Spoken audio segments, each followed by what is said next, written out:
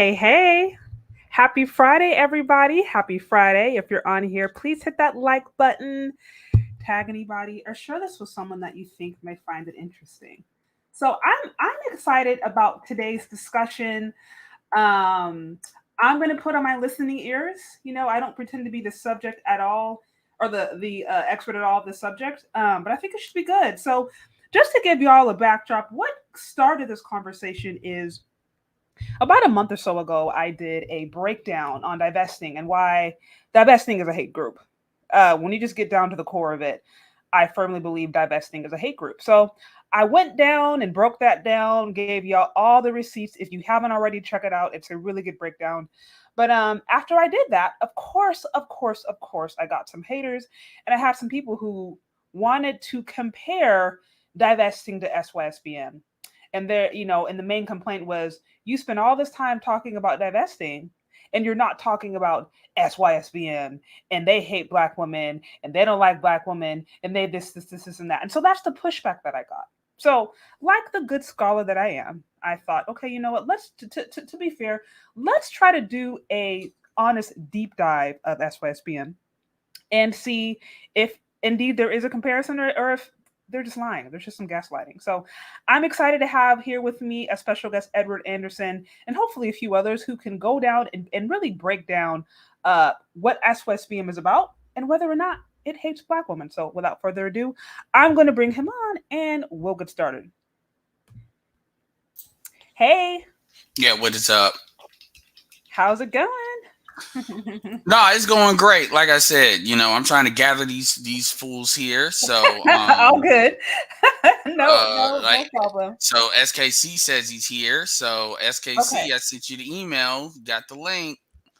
Okay. I can let me drop the link again for SKC only, and I think those who are tagged if he needs to join in again. Yeah. If Uh, you're gonna drop it, Trey is also pretty much he's I want Trey to come on here too if Clutch can't be okay. here. So Yeah. that's it. The rest of y'all can wait. Okay. Yeah. Y'all can wait because we're gonna just have a discussion, and then I think maybe a good 45 minutes or so into it, we can open up for any conversations or questions if people have anything. Um, I do want to give a special shout out to Dar Dar with the two on the super chat. I see Hurricane Crew in the house. Thank you so much for the love and the support. I appreciate you. Also, guys, if you're here, hit that like button, y'all. Likes are free. Likes are free. Yeah. And so I will say this: why they're coming up is somebody that I definitely am a supporter of SYSBM. If somebody would have asked me, am I like a card carrying certified 10 toes down? Let's look at it like you got the mob, you got the associates, and you got like the made men. So these are not just the people that are committed to the organization. These are people that they definitely represent the ideals of said organization as far as how they actively live their lives. So me, I could probably feel the actively living my life part, but when it comes to like committed as much as they are, when it comes to the tenets and all of that, I'm not going to put myself 100% in that category, although I absolutely think it's needed. I absolutely support it. And here's why. You have a spectrum when it comes to that type of stuff. You have dudes that they have a level of comfortability with ideology, but and they believe what everybody has in common that would support SYSBM or be in it is belief in black male agency above everything else. As far as community and all of that, where it starts to diverge is, for instance, me. I've always said that I believe in black male agency as a means of black choice, as a means of black male power, meaning the greatest choice they can't take away from you in the Western world, if it's going to be Western and believe in liberty ideals, is going to be your power of choice. Now, that is different from a lot of SYSBM guys that are truly SYSBM because they are on the community can do whatever it wants to do. I'm not. It's an indifference. The indifference of it is a lot more stronger, and that's where like the divide between me and maybe some other people. So even though if you have people that say they're like a sigma male, like they believe in agency and stuff like that, that doesn't necessarily mean they're SYSBM. That's why I responded. So when you put that post up, which was a good post about certain folks like Kobe and Byron Allen and all them. Just because you date interracially does not necessarily mean you're SYSBM.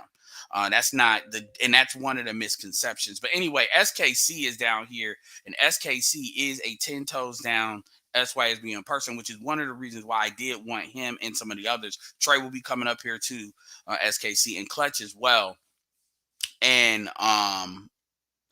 there's Clutch. They are certified 10 toes down SYSBM folks. So I'm gonna fall back and kind of let them. Well, everybody doesn't have access to bad bus driver masculinity. That's the answer. So so anyway, I did the best I could do, which is getting SKC and Clutch. So with that being said, I'll fall back for the first little bit and let them kind of take the cake. Hey, do you want to go first, SKC, or me? No, I'll give you first dibs. Yeah, since because I know Clutch, you're more time you're limited. across seas, Yeah. and your time is probably much more limited than myself. So, and what's up, by the way, Clutch, man? I hope you're enjoying yourself over there. Yeah, for the most part, I can't complain. But thank you all for having me on. I will be in my best behavior, given our audience. And It's given fine. our It's Trey I'm worried about. Go ahead. No, that's all good. No, but as far as SYSBM, I didn't catch the early part, so apologies for that. But as far as SYSBM, Ms. Charlotte, I'm sure you realize that it is specifically a group of men who felt as if their, how should I say, their appreciation in the greater Black community wasn't appreciated, or particularly that their expectations weren't met. And this goes beyond the skin colors. That's nothing to do with skin color, as a matter of fact. You can still date, some people would argue this, but you can still date a Black woman and still be considered SYSBM. But usually it would just be with a non-American Black woman. So that's just more the preference in that. But as far as SYSBM, myself personally, I'm not part of I can't say I'm officially part of the greater clique of SYSBM guys. I did send emails to them to invite them to come on. However, I'm not sure where they are. So if they come up, fine. Not. But nonetheless, as far as just the philosophy of SYSBM in general, there are tenets that were written up by one Mad Bus Driver X and Babatunde Umana, slayingevil.com. Yes. Yes. I can bring those up actually, because I was planning on reviewing that. So as you're talking, I'll bring it up. How about that? Of course. But granted, those are the two individuals who would be the best suited for the tenets, to answer the tenets of SYSBM. I mean, I'll jump in on that and say that I can speak on those things. And if you want I would say the tenets that, as they are printed in the book, which is out on Amazon right now, I can bring those to screen. Like anything else, things have been, I would say, boiled down a bit more and crafted a bit more eloquently. So if you want to look at those, you can, but I don't know where you want to start this discussion. Well, yeah, no, this is good. I did kind of want to start just with a foundation for some of the viewers, some of my followers who are not as familiar, just to try to get a solid breakdown of like how you actually define SYSBM, because as Edward had mentioned earlier on in the chat, there's a lot of different flavors. So I just wanted to get a solid sense of like what are the core fundamental ideals behind this movement. So here's what I brought up on Instagram under Mad Bus Driver, who, from my understanding, is the one that really started this whole movement and founded it. So, can you guys see that at all? You guys able to see that? Want to make sure the screen's going through well. Honestly, I can't. I'm operating from my phone right now. Oh, you can. Okay. And I mean, so far as the tenants and everything, I served with some preparation and editing for a lot of these things. Oh, okay. For other ventures, so like I'm very familiar with You're very familiar. everything Okay. that you have. So what I do, I just want to do a quick just read through just some of the quick tenets, just like I said, for some of the audiences to give them just like a quick overview, and then if you guys kind of like weigh on, we can do that. How does that sound? Yeah, that sounds good to me. Okay, cool. So so here we're going over the tenets. It's as SYSBM from Mad Bus Driver. It says Tenet 1. SYSBM Save Yourself, Black Man. The movement, philosophy, and lifestyle is not about saving the Black Communitah or community. That is tenet number 1. It looks like it's not about. Okay, tenet number 2. It says SYSBM is all about expanding upon one's dating, marrying, and procreation options with high quality women. That Pixie does. Now I don't know what the Pixie does stands for. If I could stop you really quick, if you don't mind, if you don't mind going back to 1, do you have any issue or problem with that? Does that make sense? So basically, what it sounds like to me, if I'm clear, is just F the community, forget about the Black community. I'm going to do what's best for me individually as a person. That's the way that I'm reading it, correct? Somewhat. I would state it a little bit differently. Okay. I would say here you are having an association of a few Black men who are stating that, okay, while we're doing whatever it is that we're doing, it could be business, it could be exchanging information for ideas upon a plurality of things. But our meeting together is not about, oh man, what are we going to do for the Communitah? And I think that's central to a lot of the differences that there are concerning, I would say, SYSBM and other groups, is because a lot of other Black centered, or if people want to call it Black and it's centered, all that stuff, it all seems to revolve around somehow being some type of service to the said community, or trying to help it in some way. And I think that's. I know some people have their reservations with that, but it's important to understand that that is one of the central parts of it, and um, that is going to help you to identify who is really SYSBM and who's not. As soon as So people you. come up with ideas of, oh man, well, we got to do this, and we and our women, and we have these obligations towards this and that.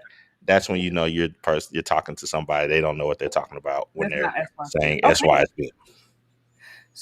So basically, and this is where, correct me if I'm wrong, this is where I would argue, yeah, as you said, there's a huge division, because what you're expressing is basically Black men who are wanting to build something, whether it's alliances, businesses based upon like-minded people, whether they are Black or not Black. Is that how I'm understanding it? Like you're not beholding to the Black community at the expense of your own well-being.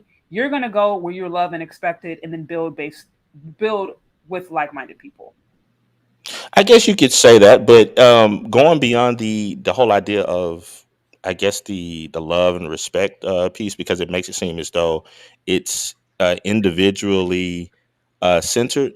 Um, the idea centers more around what the view of the community is. I mean, by definition, you think a community, it's supposed to be a place of some sort of functionality, Okay. and we don't view it as that. We view it as something that is not functional. It's dysfunctional, even. It works against itself. So, um, saving a burning building, particularly if its structure is already destroyed, its foundation, that seems like an ill fated uh, an ill fated job. So is the okay?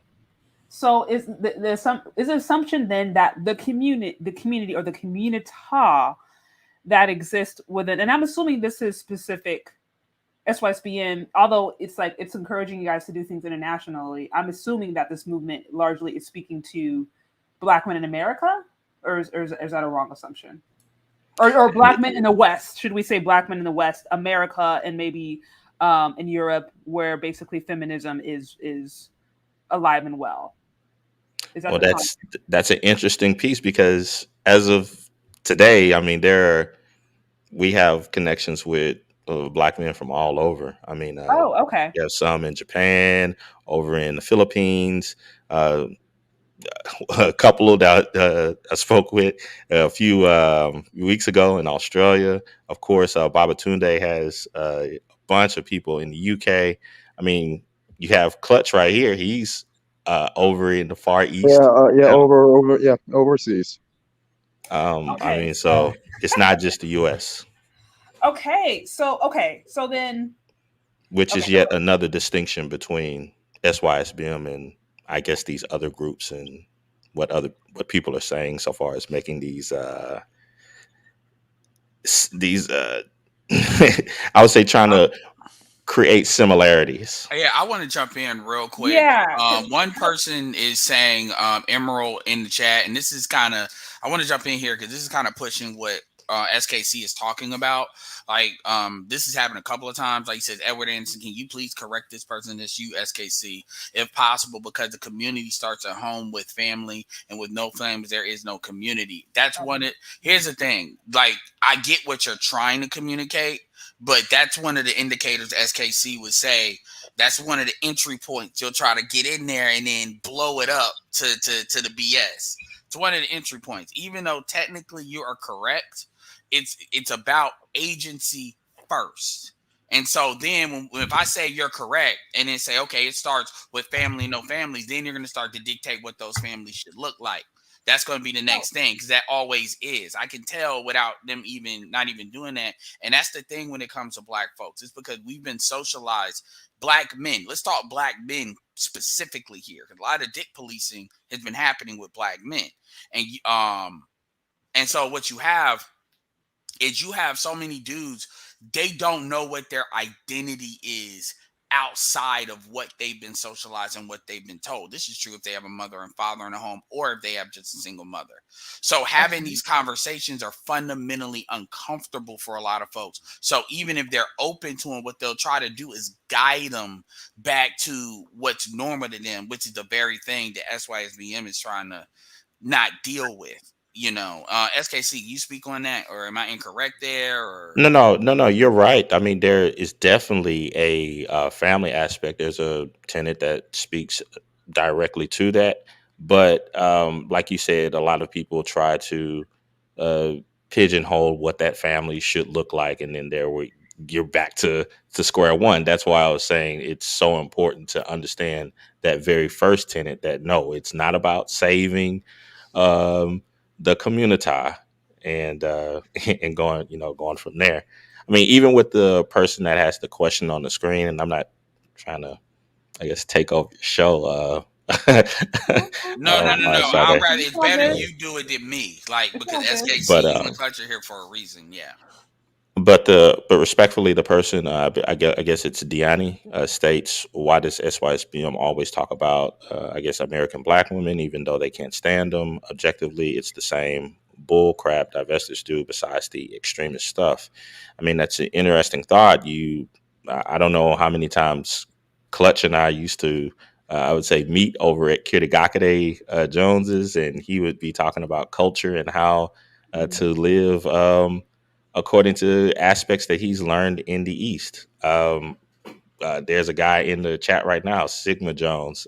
He hosts a couple of shows. One about World War I and II stuff. Another one is about culture. One that's called Culture Bomb with a guy named Doc Phoenix. And then he also does this little comic thing about villains of the month, and and their philosophies and blah blah blah. It has nothing to do with quote unquote ABWs. Um, where the quote unquote divester shows that do anything similar. In addition to that, where he says at the end of his comment, beside the extremist stuff, we hear stuff like this all the time. Think about what you just stated. You proved your statement by adding that last part. There's a big difference between someone who is a patriot for their country and then someone who is uh, insanely right to where they want their country to take over the rest of the world and dominate, and they look down on everyone else that was not born or is a part of their country. That's an extremist. By definition, they're different from a patriot. Yeah. So it Yeah. just doesn't make any sense when people state this stuff and they say, oh, besides the extreme stuff, oh, besides that, SYSBM dudes don't talk about killing people. I mean, it's like, what do you, it just doesn't make any sense to me. And I want to get in here too. There's a difference between somebody that advocates for their position, which you have a God-given right in this country to do so, number one. And there's a difference between, like what SKC said, where it goes off the rail. I also asked for Denny this simple question: who controls the culture in the Black community? There's your answer. Like, are you honestly telling me that Black men control and lead the culture in the Black community? Is that what you're honestly saying? That's one of the things that, in order for this is not about divestment, but to speak on that, in order for the stuff they say to make true, you have to suspend certain things. Certain things cannot be true in order for their stuff to be true. I was just talking about like doing a low-key review on the Hulk, and She-Hulk. And, for white women, just to take it out of Black women, just to show these concepts can exist outside of just the American Black woman, is you have a white woman that when you hear her talking to, like, I guess, Bruce Banner in the first episode, she's talking about anger and fear is her just state of existing. And I'm like, you're a white woman. You're the most protected. Whether people believe in racism or not, you don't have to believe in racism in order to believe that the white woman, if you put all the demographics down, male and female, and say, which one do you think is the more protected? You could believe racism is a figment of your imagination and still believe that the white woman is probably more protected than anybody else. So my point is, but when she was saying these things to Bruce, she's talking from a kind of second wave feminist standpoint, but in 2022.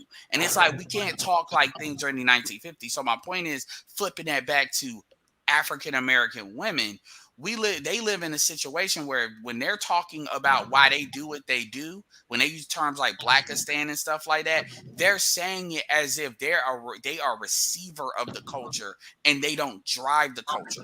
They control the children. So they control the culture, because a lot of the things that SYSBM and a lot of Black men have to deal with, you saw with Passport Bros. That doesn't come from Black women. That comes from Black men. Because here's the thing. Black women are going to Black woman. Keishans are going to Keishas are going to Keishan. They're going to do what they're going to do. Their ability to influence stuff is very minimum, other than shame, blame, and explain. But when the dudes jump in on it and they don't understand why they do what they do, or they have their own motivations, now it becomes the Black community versus Black men versus just Black women running their mouth off, because dudes actually buy into that. And in order to say what Denny says, you have to believe that doesn't exist. And that's why that's crazy to me anyway. Hey, can I jump in real quick here? Yeah, absolutely. Hey, how you doing, Miss Sade? I'm Trey. Hi. What Ed said right there about the Black women controlling the community, and it's one thing as far as, when I found the movement, SKC, Mad Buster Alpha, up with other fellas, I realized I've been living this life for forever. It's like, ooh, cool. I found some dudes that are like me. Now, however, the way we operate over here when we're completely free is Black woman doesn't control anything. She doesn't play any part because we're not part of the collective. So whatever, the Black woman, speaking as a collective, is doing, it matters nothing to us. If you're a dude and you want to let a woman run your life, cool. However, over here, I run everything. I run everything that's mine. Like, yeah, what I say goes. And, I come from a more misogynistic side of, being attached to the movement. But when you look at it like that, you're speaking against a community that is mainly males who look for permission first from their women. So naturally, when you look and you're like, no, I don't get down like that. What I say goes. End of story. What? No, that's it. No, I Well, can't rock I'll with y'all. say That's this. it. I'll say this, and I want to agree so much with Xanatos. It's like really, I'm not trying to turn this into an SB fest on black men and who all that other stuff. The tenants, hey man, let's pour through it. I think that will answer a lot of people's Yeah. questions. Yeah, And no, I wanted to give you guys yeah, all it's a like, chance. So just to be clear, to sum this up super easy, Tenet 1 is basically saying black male agency above anything else. Black male agency first, above the need to put the Communitah above or the wellness of the Communitah above black male agency. It's yeah, I would definitely agree with that, and just adding with the thought that the community isn't real. It doesn't serve you know I'm going to say black people. It doesn't serve black people as a whole. It's not a true community.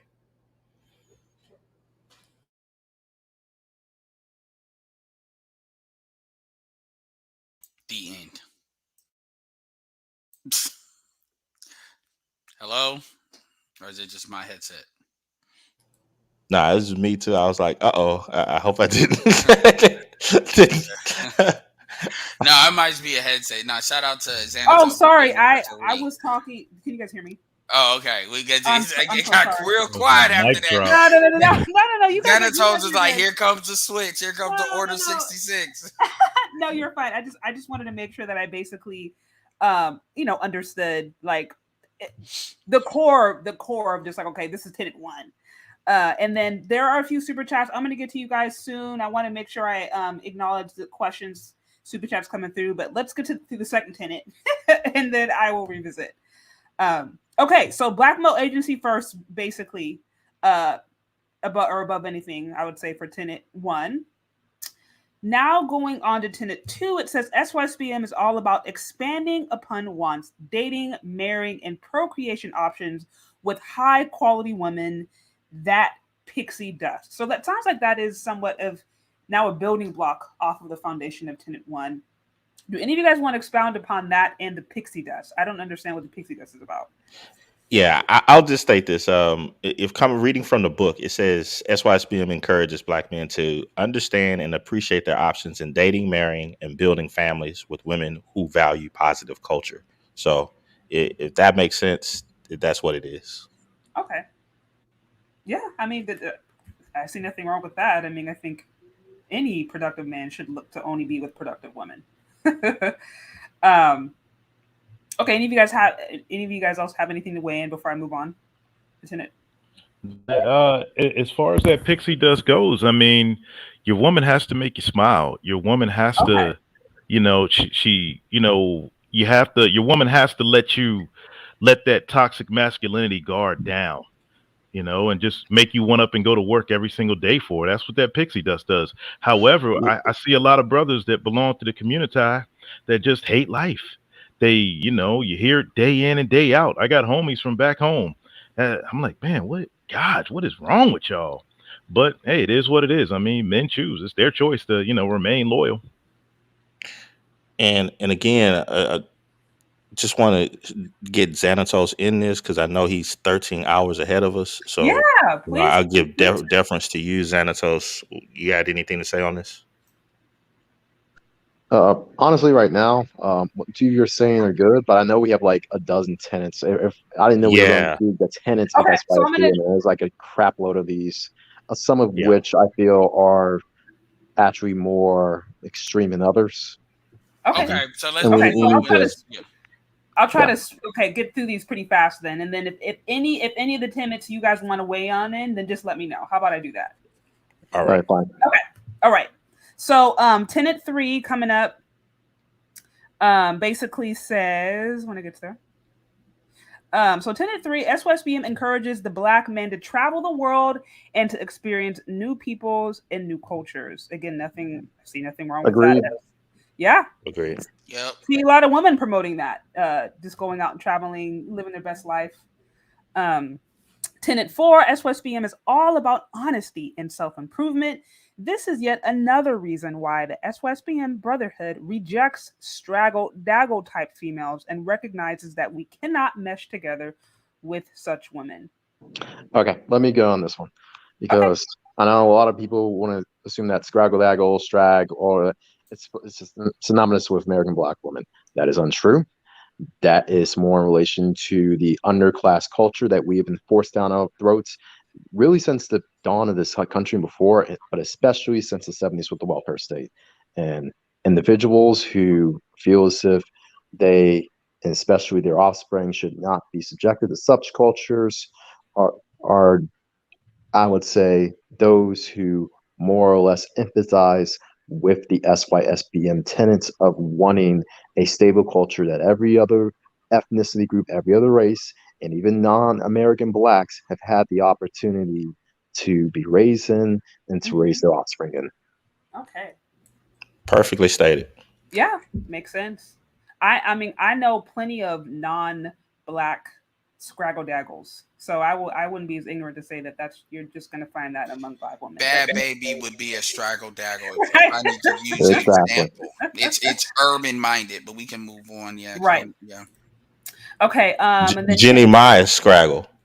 So hey, it is what it is. But keep There going. you go. Okay, so Tenet 5 coming up. Tenet 5, SYSBM staunchly rejects toxic feminism. I think that speaks for itself. Yeah, I mean, and guys going to the gym, getting working on body game, improving themselves, getting into sports. I mean, today that's considered toxic masculinity. I mean, hell, spreading your legs out on a freaking subway car or something like that. It's, mansplaining. Don't mansplain. Oh, Well, God. it's a crowded car in the middle of rush hour. Sheesh. Anyway. Yeah. And that could go even deeper than that, Xanatos, because right here, there was a big thing that came up with CRT, intersectionality, Kimberly Crenshaw, and all of that stuff. Yeah, staunchly against it. So 10-6. Yeah, and all that's just a short little thing. You see, guys like Andrew Tate, the young girl, Just Pearly Things, being banned on social media platforms because they speak traditionalism.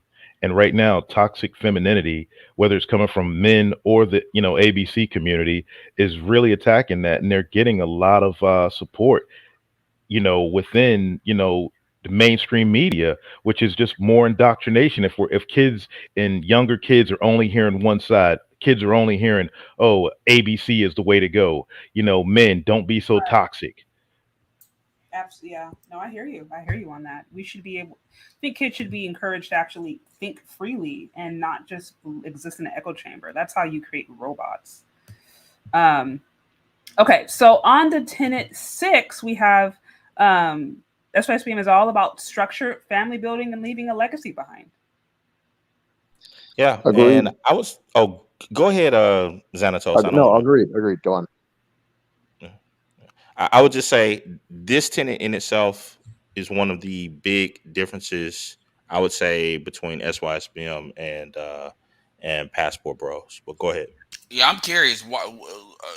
I'm kind of like that's because that's one of the big things a lot of people don't know because they wonder why I always say SYSBM is its own thing. It operates in its kind of its own branch. It's not really a branch of the Black Manosphere. It is its own thing. It can stand on its own thing. Same thing with kind of Passport Bros. So I'm interested in why that is because I don't know compared to what you all thoughts on it are. SKC.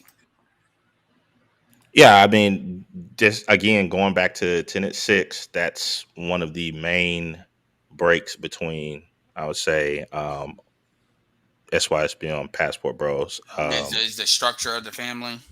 Yep. Okay. So what is Passport Bros' position on that? Like they're I don't know. You would need to get with them about it. They don't have as of yet. I don't know if they have a manifesto or anything of that nature. But the whole. No, but I know I'll speak on it because But I just know for myself so far as Well, go ahead, Trey. I'm a card carrying member. I got my blue passport. I rock with it. A lot of my homies, I belong to a bunch of passport groups. And Passport Bros are a loosely organized group of dudes that just like to travel the world, whether it be for seeing the sights, dating a woman, getting a relationship, or going to see, like, climb Mount Kilimanjaro. It's not, it's not it. You don't have to. SYSBM guys are looking to build a future. Therefore, you can find the right, lady with the pixie dust to build a family and, build real generational wealth to pass the lineage Okay. on. Okay, I get what you're saying. That's a good translation. I know with the Black Manosphere, the Black Manosphere talks a lot of shit about not dealing with single mothers, but a lot of these niggas are more open to it than it just depends on how attractive the chick is. They can stop bullshitting. They're a lot more like I've had arguments with people that they want to give the one kid pass, the one that she made a mistake pass, and one of the biggest things with this tenant that a lot of people get annoyed by is it's a qualifier. And it's not only a qualifier for obviously the women, it's a qualifier for the dudes as well. Because dudes, we want to make those exceptions. So I know that's one of the things that separates from the Black manosphere. But that was good, Trey. So yeah, we can move on. Okay. Also real quick, I do want to acknowledge some of the super chats that came through. Shout out to Golden Child 325 with the 5. I support hardworking, intelligent, honest, and productive Black men. We don't have to adhere to negative stereotypes that are largely promoted by ABWs. Thank you again for the support. Very much appreciated. Also, let's see. I saw a few others come through. I want to make sure I acknowledge before we move on to the other tenants. Shout out to Stock. Is that Stock or Starve? Yes, no, Stack or Starve. Shout out to Stack or Starve with the $19.99. I appreciate the love and the support. Also, I saw. He's not starving. Yeah, that avatar looks bad when you say it that way, man. Also, shout out to Owen Saint with the 5. I see. Where'd you go?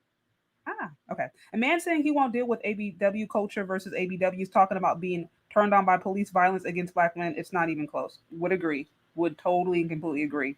Salute to the panel. JC the Conqueror, 99 on the super chat. Thank you. Thank you. I think that was, let me see. Okay. Oh, and then I also saw Kevin C. What's going on, Kevin C? Always love the support.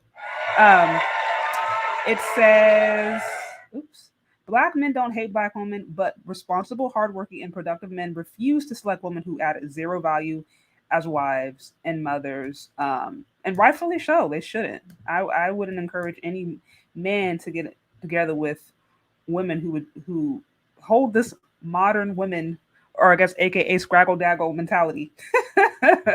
Shout out to Marco Polo with the $4.99. Peace, beloved. Okay. All right. So on to the next tenet.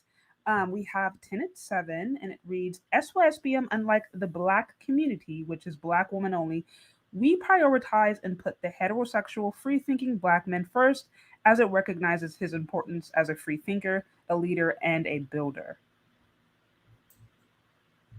You guys have any thoughts on that? I mean, most Black men that claim to be in the Black manosphere, whether they're in other branches, are supposed to believe that it's the men first, but a lot of them be fronting on that. But SYSBM obviously, stands 10 toes down on that. Mm-hmm.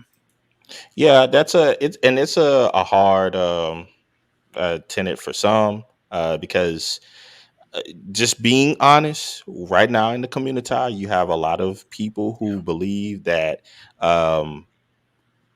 people out that live the alternative lifestyle should have input on relationships. And I mean, you check. I'm not. I know I'm not crazy. You can go right here in YouTube. I think there's channels where you have men who bat for the other team that are giving. Obsidian is they're well. I'm not even talking about so far as like style advice and stuff like that. I'm talking about there are Black men who bat for the other team sexually that are giving that are hosting shows about relationship issues, and it's like, no, SYSBM, we don't want to have nothing to do with that at all. Nah. Got it. I'll say this, and yeah, I know some people want to focus in on well, it's about the hetero black man. It's about this. We don't want any advice from the other guys. That's beyond that. This tenet specifically, not necessarily 7, but 8, but 7. That tenet specifically addresses the thinking black men, particularly the non-stereotypical black men who basically have been silenced for the past few decades over black men who've had more stereotypical images or just whoever in general. Because for the longest time, it's been the black men who doesn't fit the mold, who's basically been the most silent within the community. And this is why people of that mentality tend to favor or lean towards going SYSBM. Yeah, and in addition to that, Clutch, just looking at the community as a whole, black men are pigeonholed into certain categories of human expression. You have to be this way. You have to, or else, you get your quote unquote black card pulled, or you're not a real nigga and all that other stuff. So, however, I find it quite interesting how the Communitah allows for the guys that bat for the other team to be and express themselves however they want. Well, it's not just that. It's just any black man who doesn't fit into the stereotypical mode, they have freedom. Black men who let's just say anyone but the black man who doesn't fit into the stereotypical mode. Everyone else gets to have freedom. It's the black men who stays in the straight and narrow path, who avoids street life, all that kind of stuff. He's the one who doesn't have a say in how he lives his life. But SYSBM is an advocate for those individuals. And to be clear, are you saying doesn't have a say? Are you talking about as far as how he's represented in media, how he's respected within the family? All those things. Okay. And so the thought is that for lack of a better term, poopies and the ray-rays, I'm trying to think of a better way to say it, they are the ones that do have a say. They're the ones that are respected, or men who have practiced alternative sexuality. They think they have a say. They don't. Yeah. But they're made to believe they have a say. This is what I was saying earlier in the conversation with this idea of folks want to pretend there's no path, but when you deviate from what they think you should get, it's like all of this energy starts getting pointed at you. All these lasers all of a sudden come on your body like, what did I do? What did I do? While they say, oh, you're free to do what you want. At the end of the day, what's expected is black men that walk the straight and narrow path, or that are producers, are basically expected to take care of everybody else. And then so you have black men, aka the Pookies and Ray Rays, that are made they're supposed to seed the community, which is why they always talking about cheating the game and you're supposed to pursue this chick. And then you have the other guys. This is like the dual mating strategy. It manifests in all the stuff Clutch is talking about, but it says dudes are supposed to pay and dudes are supposed to lay. And yeah, I didn't mean to say it that way, but yeah. And if you're supposed to pay, that's all you're supposed to do, and you have no rights, but we'll take your money. Oh, okay. Okay, no, that makes sense. That makes a lot of sense. What do they call it? Taxation without representation or control. Yeah. Kind of like that. Oh, you're right. Okay, interesting. Okay, that makes sense. Okay, do you guys have anything else to weigh in on this tenet, or can I move on? Yeah, we can move on. Okay. So tenet 8, okay, is all about the increase of one's finances and assets, as well as a reduction of one's debt. Agreed. Yeah, easy. Yeah, that's Nothing a problem. really to say. That's a problem for the hot Communitah because of what was previously stated. And, obviously men are a human capital as well as physical resources, tangible resources they bring to the table. And so that's why I always call it sexual politicking, because notice how even if they don't have sex with you, shout out to Donald Glover, even if they don't want you, they still want you to spend money, because obviously the Communitah is very hyper consumptive. So whenever they can't spend somebody's money, it's a problem. This is why black women don't want money spent on other black men outside of them being able to direct where it goes. Anyway, I just want to add that. Okay. No, that makes sense. Okay, real quick, guys. Can you guys hit that like button? Likes are free. I see only 123 likes, but there are 240 people here. So Hit the like button, y'all. Likes are free. Okay, so on to Tenet 9. It says SYSBM is all about the improvement of one's mental, physical, and spiritual health. Yeah, I'll jump on that one. Here's the deal. Mm-hmm. When you're with a woman who completely believes that the collective dictates your relationship, dictates your life, therefore you as a man must conform to that, you don't have control over your family. You don't have control over your kids. You end up in a situation like Dwayne Wade where you're changing your kid's name today and now he is a girl and they're wearing braids and all this. Yeah. No, that's the wrong thing. So that right there is the reason why black men, live on average to 62 years and die of stress. So no, it's a no-brainer. Get with if you're gonna get with a woman, hey, get with a woman who's gonna make you healthy. Y'all are gonna live to be 100 years old together in peace. Okay. No, I mean I don't. Yeah, that makes sense. Like I said, I understand pretty much everything up to this point has just been like take care of yourself and don't become a martyr for the Communitah that doesn't care about you. Like that's kind of what I'm seeing so far on these tenants. I mean, correct me if I'm wrong, but that's essentially kind of what I'm getting. Like different ways to make sure that you are actually. Mm-hmm. And to the extent that black women do get discussed, is the black women are representative of the culture. Okay. So the thing is, it's really the culture that folks are talking about. Some people can put in there the arbiters of the culture. I've once described, if you want to have children with a woman, I hate to say it this way. This is gonna sound, it's gonna sound bad, but I just gotta say, I'm gonna say it the way it needs to come out. Culture is like, bad culture is like a sexually transmitted disease. You can pass that down to your children. So if you deal with a woman that, let's say, I don't care if she's white, they're 3 generations of single mothers, you be a fool to believe you gonna be that dude that's gonna break that curse. It's the same thing with any other bad habits. Women that can't cook, unless that woman is demonstrated that they are completely away from that, which even then you gotta tell. So it's about culture. The problem, the reason why black people and black women in particular get triggered is because, number one, SYSBM has the audacity to stand in what they're talking about. So it's the seriousness of it. So it's not just dudes just talking, but also they know they're not going to change. We've had women that say straight up they're not even going to think about changing until dudes actually leave. And by the way, it's not about leaving for them to change. Once they're gone, they're gone. Like, we got people that are married that are SYSBM or they would live in that lifestyle. They're married. They're not going to not be married just because somebody wants to act right. So my point is, they know what they are is who they are. Even BGS says that. Even though people can criticize some of the stuff he says, BGS says they're not going to change. They are who they are. And I'm not just talking about black. I'm talking about anybody. A redneck is not going to not be a redneck. That's not how that works. Fuck that Sweet Home Alabama bullshit. So that's why they get so upset, is because they know they're not changing.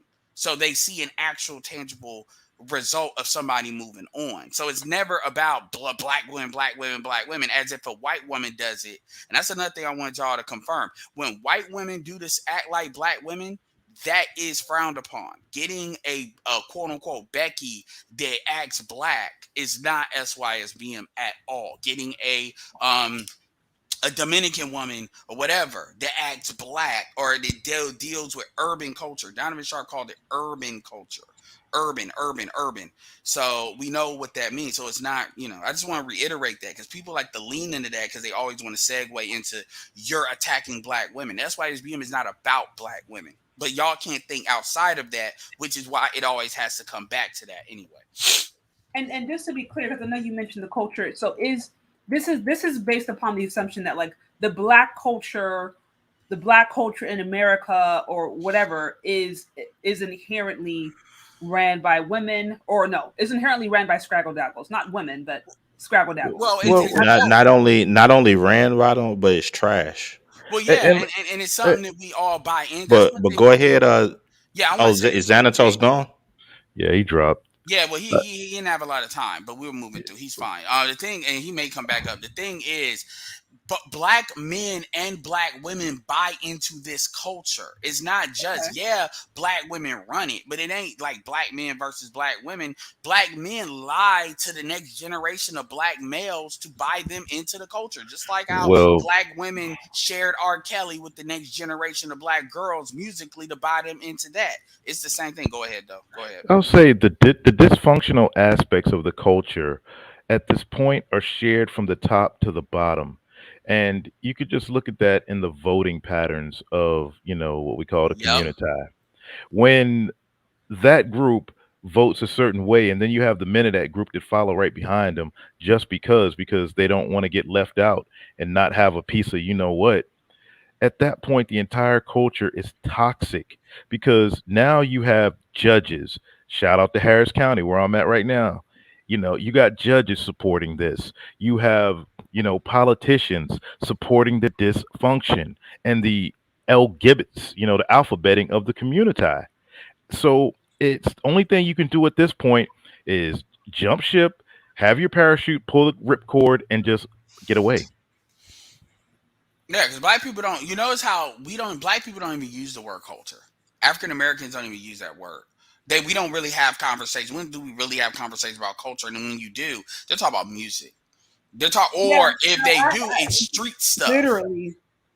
Yeah, I just was talking to my husband about that, where he was like, all these conversations around culture, it's not really anything substantial. No one's talking about even when we think about marriage. I mean, that's been under attack, and I get under fire about that a lot from black women. Them talking about marriage isn't important, marriage isn't valuable for women. It's never helped women. Like being a single baby mama is a level up. Like it's just this is dumb stuff. Like good luck with that.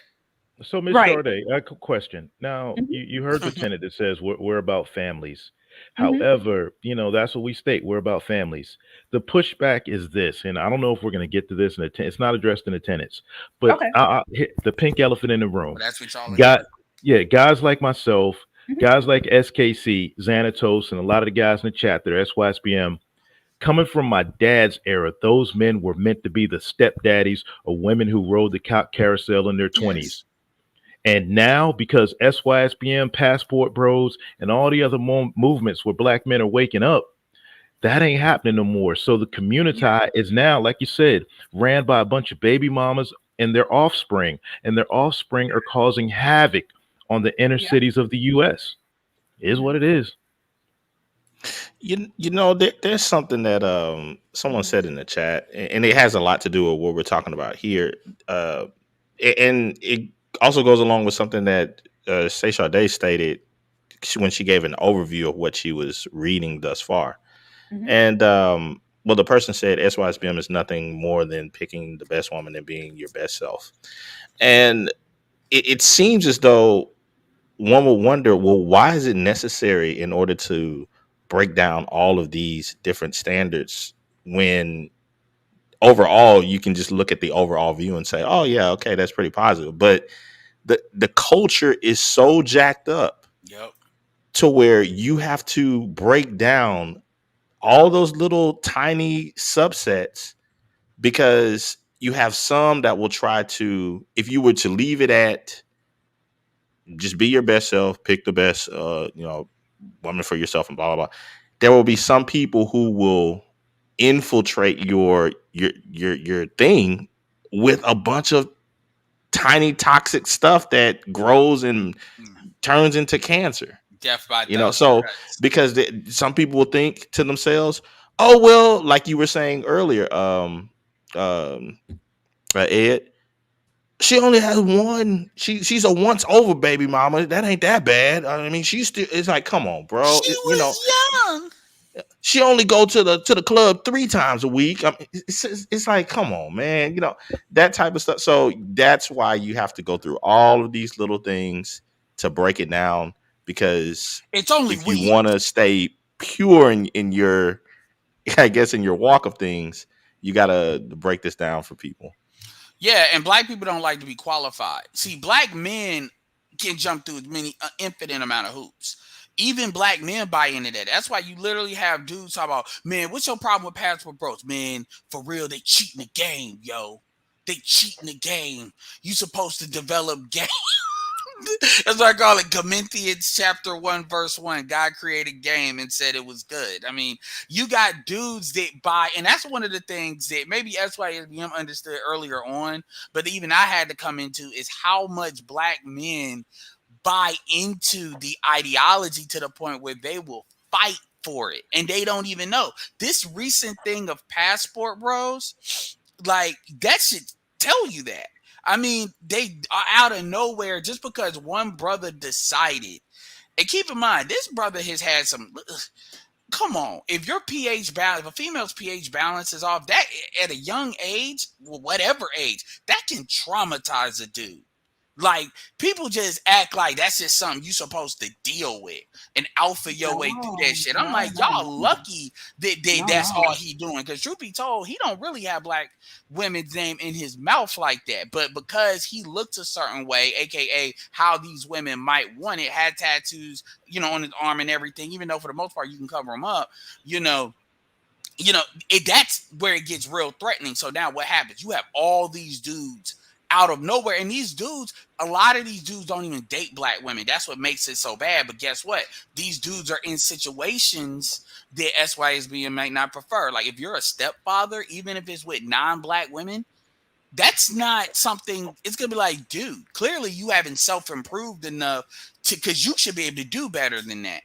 And so these guys have to occupy these certain things where they start trying to judge men. So again, anyway, let's move on from this. But yeah, no, that makes sense. Well, and I did want to add real quick. I mean, if anybody who's familiar with my content knows that I like to do my research.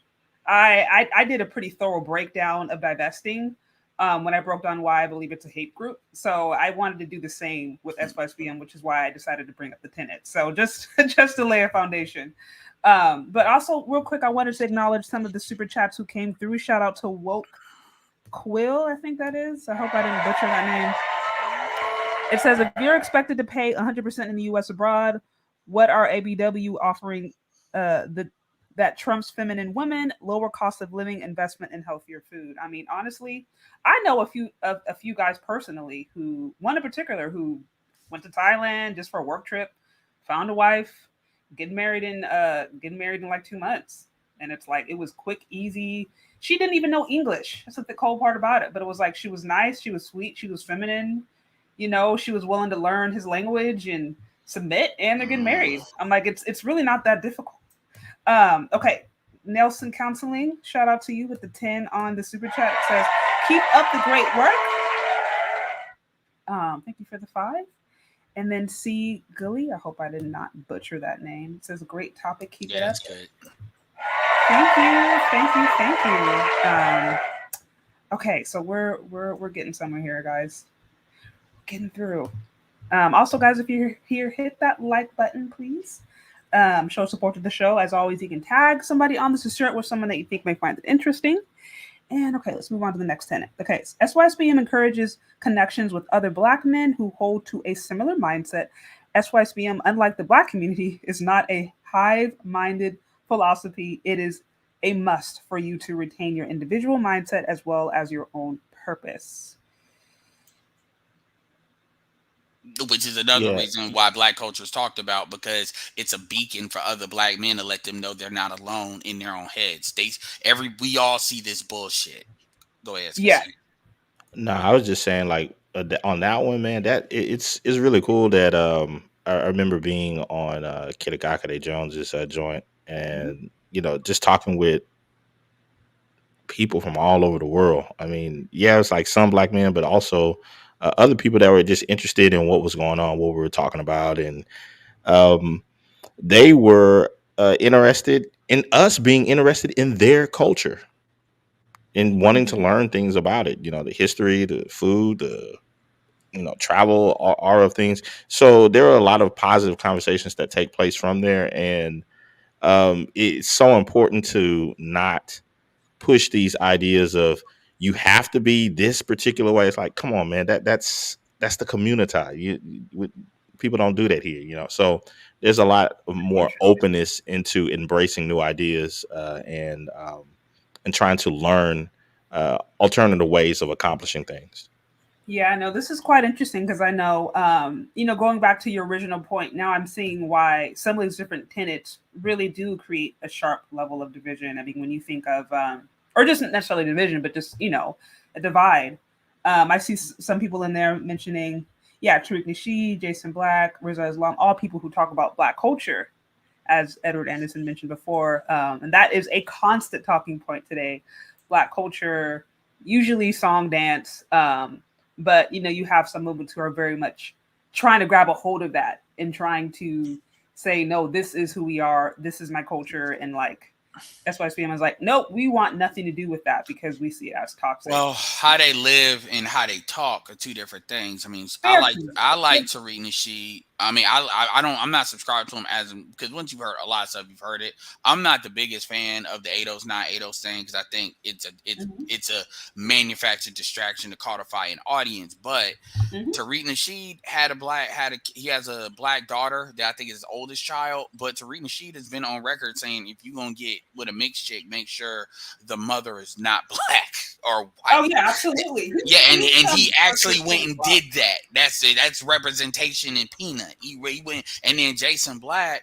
And I've listened to Jason Black, and I do still, me personally, I'm speaking for myself now. I still listen to Jason Black, the business time, even though I skip over when he starts talking about crap about us. But understand, it's not enough that he's not married to the black women you talk about. Fine, we'll give him that because that happens.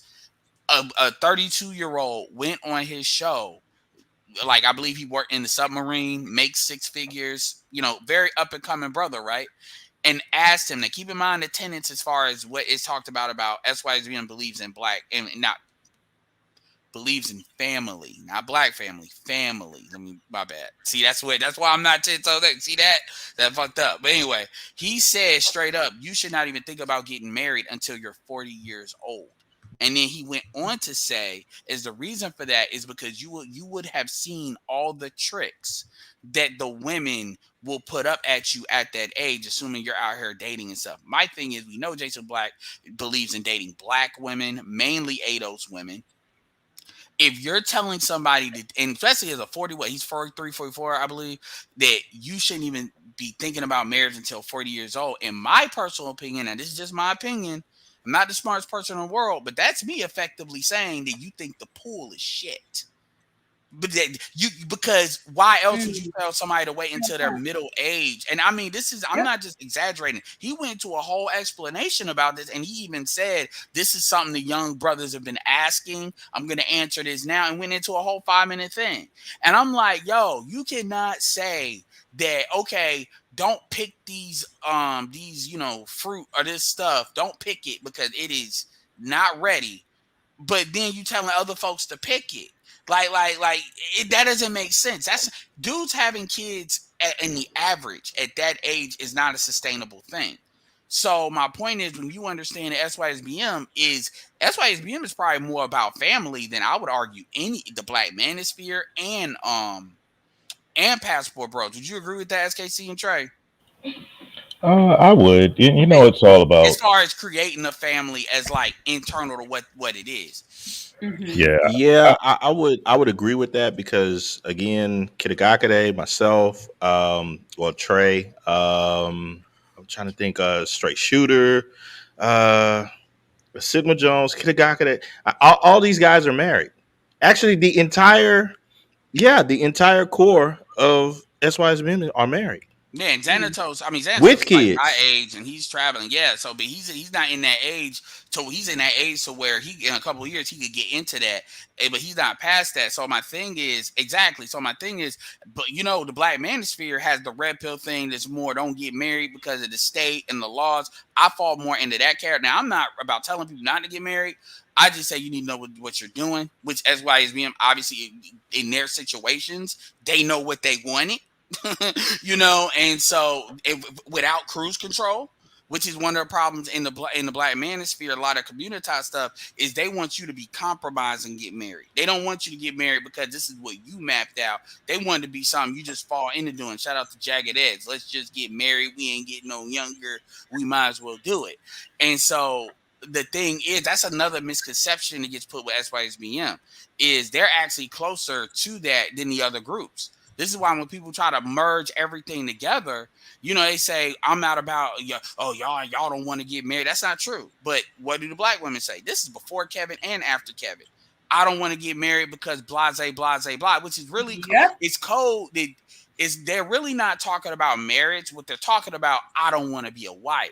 So they're making it very clear that if you do marry them, or if they get into a mode where they want to be married, that it's out there what the contract. You're entering into a 360 deal. and so they're putting that out there. And so that's why when they sound like they're talking back and forth. So that's one I really wanted to highlight, because that's something that often gets missed. So, and again, like Xanatos said, you know, the qualifier is not if they're black. The qualifier is the software. That's what matters. And usually because think about it, 96% of black women vote for the Democratic Party. So, I mean, you know, shit. That's the ideology. So anyway, I just want to highlight that, but let's go. Interesting. Very interesting. Let me see real quick. Okay, sorry, I'm trying to get back to this. All right, so 10 and 11. Okay, so SYSBM, unlike the Black community, holds all people to account for their wrongdoings. We will apply blame and culpability wherever it is due. We do not excuse Black people for the transgressions, nor do we continually blame the white man for anything and everything wrong in Black society. We do not condone nor accept reprobate and degenerate behavior from any group. This includes Black women. I'll jump on this one first, because this is the thing that drew me to the movement. Shirley, I don't know if you're familiar with me. Ed was telling me to chill out at first because I'm like hardcore, like conservative. You know, Ed might call me far right, but if during the 2020 election cycle, the Smithsonian came out with this chart. I don't know if you're familiar with it, but it had all these things that were listed as white supremacy, and written by a white woman, and it said personal responsibility and accountability is white supremacist, European like logic. And goes on to say, all this, you see the woman the other day, disrespecting the black cop, fighting back against the black cop. And you see all these, people in black media, black social media coming out in support of the woman, saying that cop didn't need to treat that woman like that. You see all the support for criminals. A criminal gets himself killed by the police. We gotta, he was wrong, but they shouldn't have shot him like that. Oh, all these excuses. Oh yeah, she did this in her 20s. She gained up to 300 pounds. That don't mean that she can't have a good man. No, there are consequences for your actions. And me, when I saw that early on at the, early age, that for some reason in the community, they don't think like that. So I started to, basically move myself away from that age of 22. I was gone, because that is one thing as a man, when I'm looking for my future, for my kids, for the woman I want to spend the rest of my life with. No, I need a woman who believes that if she does something wrong, I will hold her accountable. If my kids get in trouble, yeah, I'm going upside their head maybe. And it's what it is. But unfortunately, in the Communitah, hey, you can't even hold them to standards anymore. Yeah, that the whole idea of not trying to play this game of asserting all blame, to one group, or saying, "Oh, I'm gonna leave this type of or style of culture and then get involved with another subset of culture that's, as it states, reprobate and degenerate." No, that's not sustainable, particularly with the family piece. So here, you just needed to recognize that you have to hold everyone accountable for their stuff, but then not be trapped in trying to see the world through a lens of black with everything. Yeah, and I'll say one more thing. Like, Sarah 16's comment, and I've seen this so much against YouTube, and why a lot of people hate me is because they'll say they shoot us. They're killing us. And I'll quick to say, nah, they're killing y'all. I'm not out there robbing. I'm not out there walking around with counterfeit bills. My pants are pulled all the way up. 8:30 at night, I'm home with my wife and kids. They ain't doing nothing to me. That's y'all. To the extent that he'll say that, what I will say is this is the lack of talking about class in the black community too. Yeah, And yeah. although, there's there, me, see, this is where I diverge too. There's a lot of covert things that happen. Oh, As far as absolutely. interest rates and stuff like that, they can be debated. We can debate that, but at the end of the day, part of the black community, the way it is now, stems from urban culture and street culture. Like that, even folks that wouldn't claim SYSBM say that. And that's the problem. There's certain people that talk about not liberal, they talk about progressive thinking black folks, which is not necessarily liberal versus conservative, but people that they don't allow race and things like that to define them. This is how they defined it. Versus folks that, because think about it, he's saying all the stuff he said is irrelevant because of what they're doing to us. Not, you see what I'm saying? Not how how people open themselves up for certain things. And that's a way of like not even acknowledging anything you said, and just the knee-jerk reaction to do that. See, that's the problem.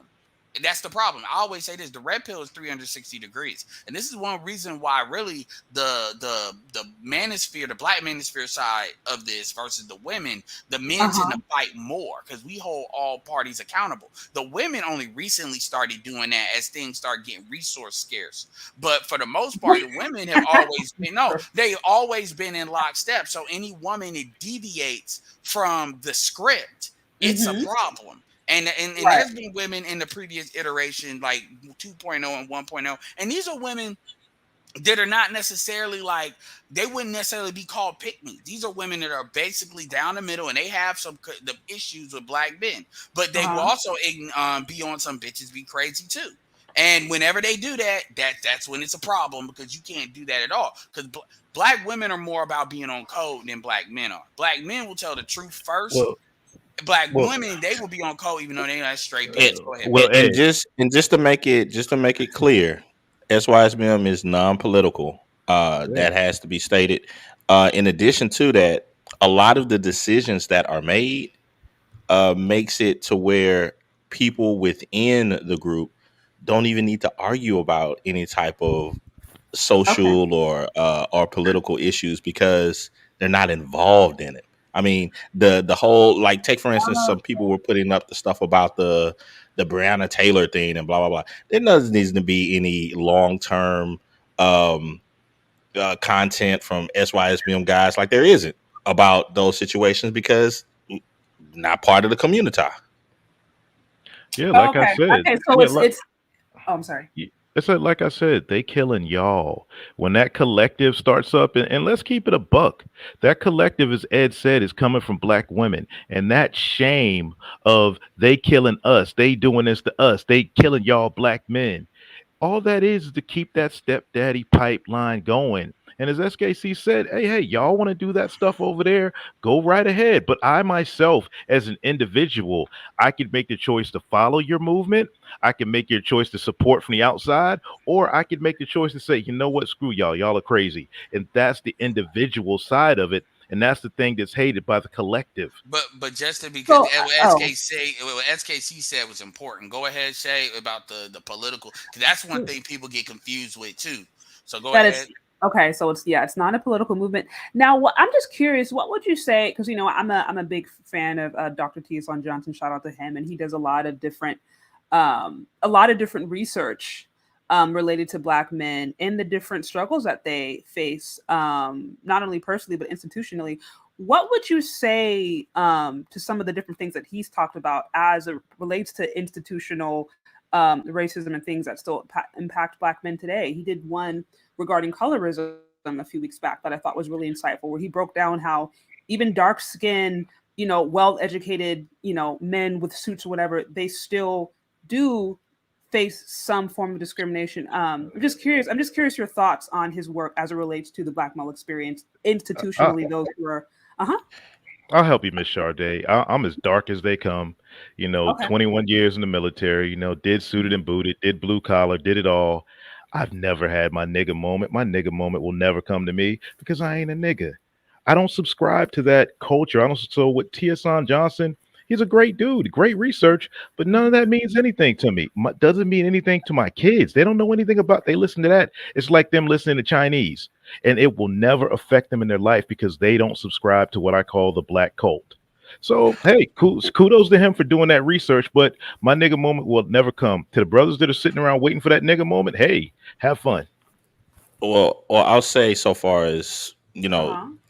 the greater from the greater group's perspective. There have been a lot of brothers who have listened to content from Dr. T. Hasaan Johnson and I mean Tommy Curry, the whole nine. BGS is set up of different things. I mean, nothing but hats off. There are a lot of topics that I think that need to be delved into a bit more.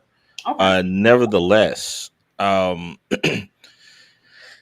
so far as a lot of the issues concerning family are concerned, in our opinion, we believe that SYSBM solves a lot of those issues by changing the mindset of what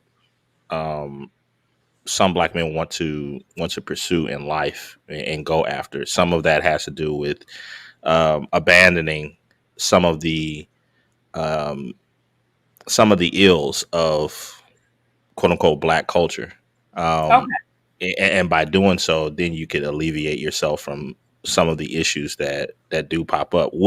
Is it a solve all? No, it's not a panacea. But those conversations I do believe need to take place more.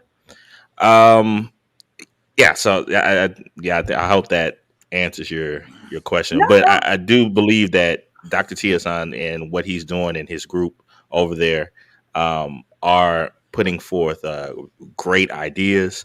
One that stood out to me, now that it is being mentioned, was how at his class, how there seemed to be more women of other races that were more interested in black male studies than black women.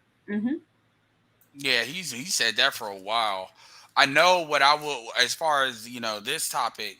What I'll say is, what it's SYSBM is doing what they're going to do because that's what they're going to do. But outside of that context, Dr. T. Hasaan Johnson legitimizes. So here's the thing: you have black people that think SYSBM just makes this stuff up in order to create you know how people say you just wanted to deal with the non-black women anyway. Y'all just taking extra steps to get there to justify doing that because that's their mind. But Dr. T. Hasaan Johnson helps, in my opinion, it's like an asset. Well, it's there. It's not something that it's a benefit more than it's a hazard. Let me say it that way. Is the fact that he legitimizes a lot of the grievances that folks have. So when you so a lot of black people fall into denial. That's one of the big issues of the black community. Is why they start to attack other people that bounce is because they're in denial as to the severity. Like I think it was Trey or SKC that talked about how the foundations have rotted out. I've heard other people say that. I've heard people say that they're not necessarily SYSBM say that.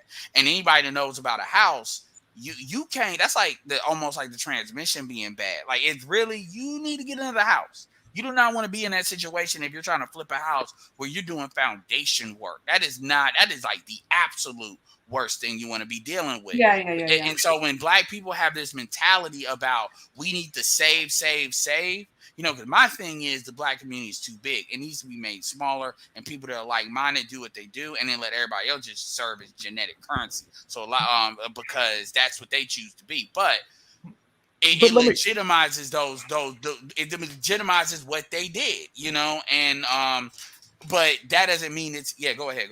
Well, I'll say this, Ed, and notice what I said, set the chat off into a frenzy. It's like I kicked the anthill by saying, hey, you know what? I'm not going to have my nigga moment. This doesn't affect me. And therefore the collective of the community, no, you're gonna feel the pain with us. And I'm like, no, I don't want to. And if we take it a step back to what you said, 96% of the women in said community believe that way. I don't have anything in common with them. So as a man, why would I align myself with anything like that? You can't. And the problem is this is where that monolithic thinking comes in order. You have a group that says, no, we're going to force our, trauma, which is fed to by a bunch of white men, onto you, onto others. And if you don't feel that trauma, you're bad, you're mean. But at the same time, come back and be a stepdaddy. What kind of lot? That makes zero sense. I don't want any part of anything like that. Well, that's the con, and that's why nobody wants to talk about it, and that's why let's keep it all the way 100. Black men, the black community has no use for black men to think for themselves. Well, I'll throw this in, and this is to Sade. Mhm.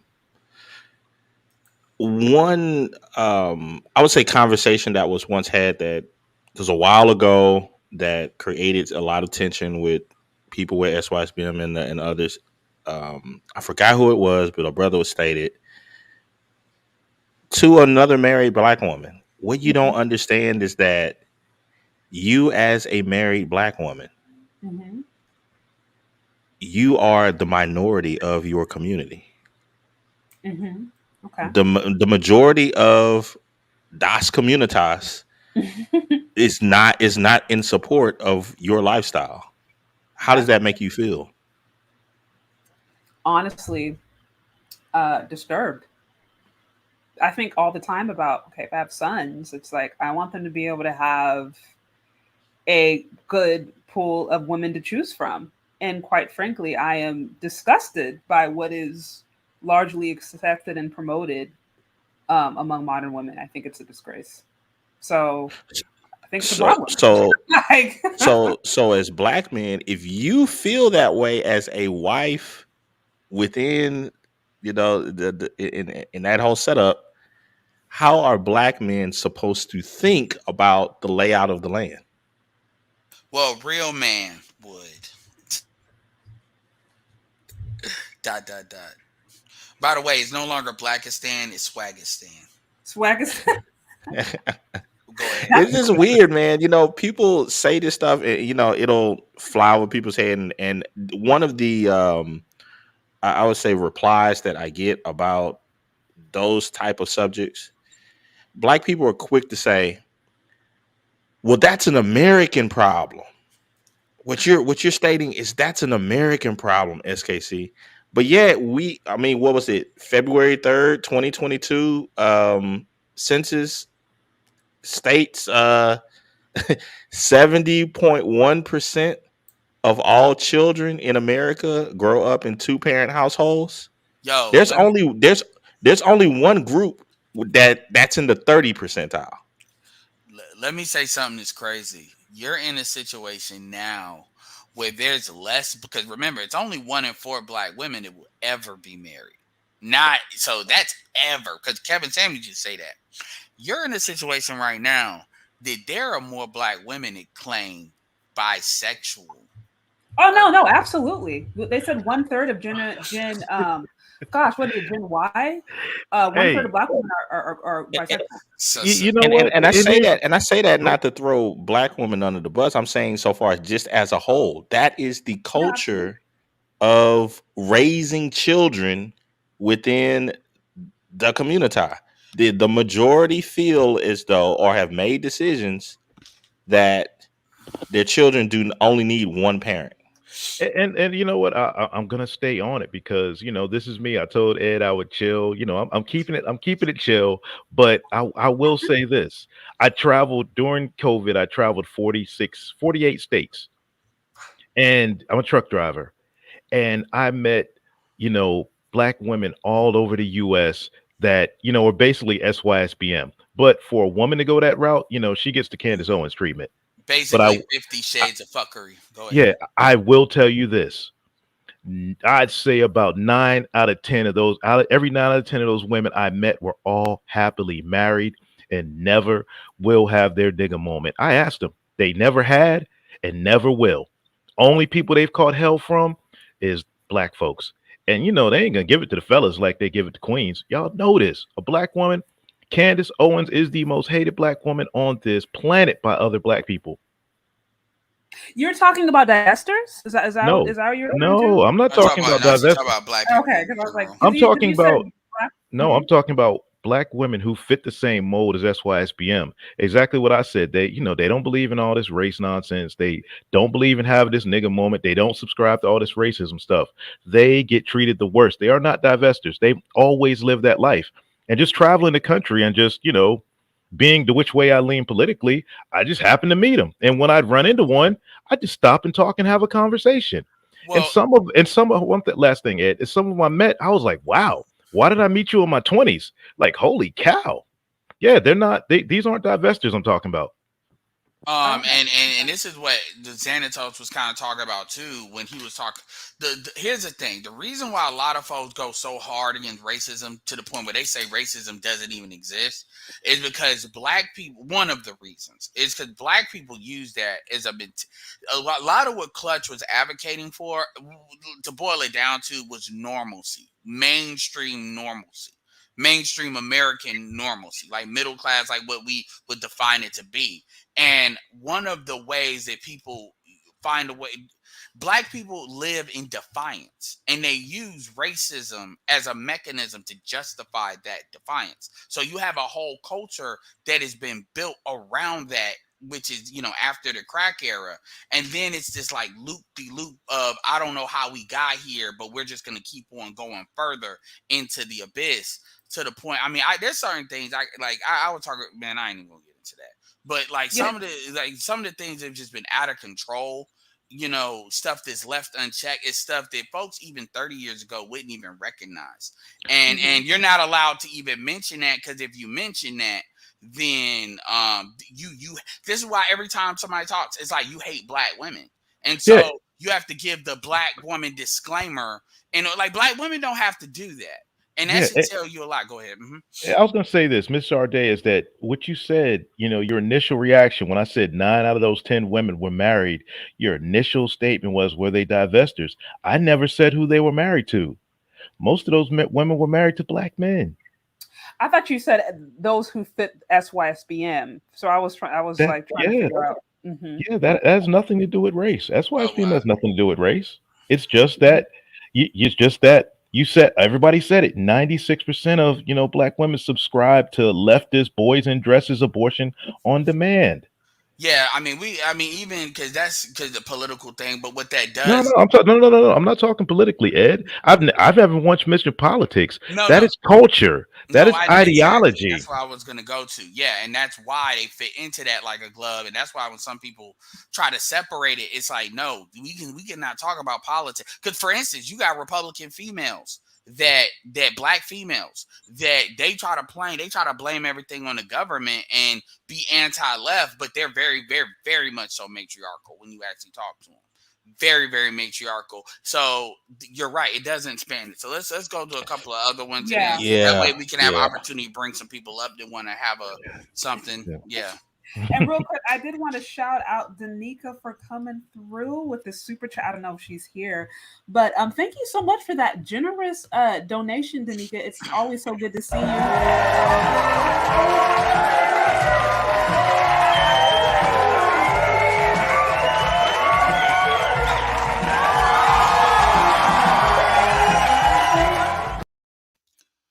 And something I want to add too is somebody tried to say that Mad Bus Driver never promotes non-American black women, and that's why people think SYSBM is like anti-black women. First of all, he doesn't have to. Second of all, I would believe he does that on purpose because that's a qualifier.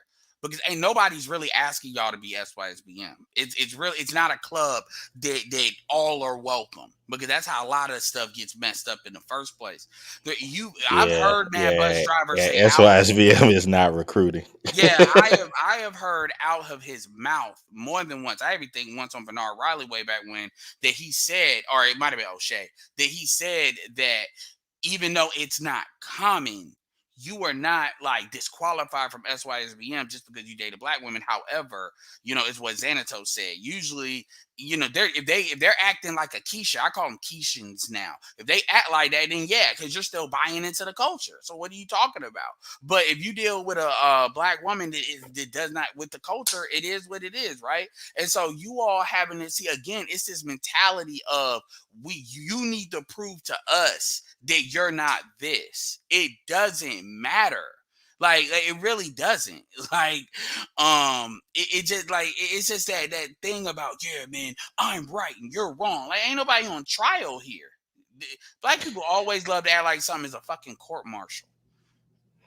I'm just, I'm I'm, just here to learn. That was my main thing, as I mentioned before, when I did the deep dive of divesting. The number one thing that I got was like, oh, well, how about SYSBM? Which is why I made the comment earlier about like, oh, wait, are you saying that they were like divesters? Because I've heard there be a comparison. So that's why I was like, okay, let me actually sit down and learn what this is about before I try to come to any That's because black people are well, I don't want to say black people are basic, but what they like to do is they like to take the edge off the women. So they like to find, so when they know they're wrong, they like to play the 50-50 game where they equalize it. Because think about it, all the black women. No, that's true. That's facts. Because Yeah. I'm like, anybody who saw that breakdown, like saw the evidence about the divestors, it's like at this point it's all cap. If you try to wiggle your way out of any accountability, it's like game over. I had like at the end real quick, Ed, I just wanted to say shout out to my boy Survival, and I will say this. I think this is really cool because I've seen this in a lot of places and panels and SYSBM spots where non-black people will show up and they'll be supportive of this, that, and the other because of what they hear. And that's one, because there's been, I mean, dozens and dozens, but that's one point that I don't know. For me, it ticks me off when I hear the comparisons between, SYSBM Divesters. I'm like, okay, where are the non-black women that are showing up to your panel say, yeah, this is right, yeah, we agree, and such and such and such and such, and here's a donation for this and that, or blah blah blah. What else do you want to learn about, our culture and this? Where is that? That's facts. Hey, but thanks, Miss Sade. I got to take off. SKC, Ed, thanks for inviting me up. Y'all have a wonderful evening. I'll be listening. Absolutely. Thank you. Yeah, and Trey was about like 85% Trey. Don't let him think he was holding all the way back, but he got off what he wanted to really get off. But yeah, man, it's being. I mean, you can say what you want. I mean, it's a free country as far as critiquing people. The problem is, it's not really critique. What it is you're saying the community, well, y'all need to do what we've always done, which is have more babies that we can't take care of. Do this, do this, do this, do this. I don't see y'all critiquing black women for saying they don't want to get married. I am. No, I'm talking about the dudes, because this is why a lot of these dudes rally around women so hard, because a lot of black men don't believe it's their place to critique black women. Now, here's my thing: if you're not, where you need to be, and you're a loser, then yeah, I can kind of understand why you feel that way. But it's dudes that even are certified not losers, they don't feel that way, and it's because they've been socialized to believe that's not accurate. But anyway.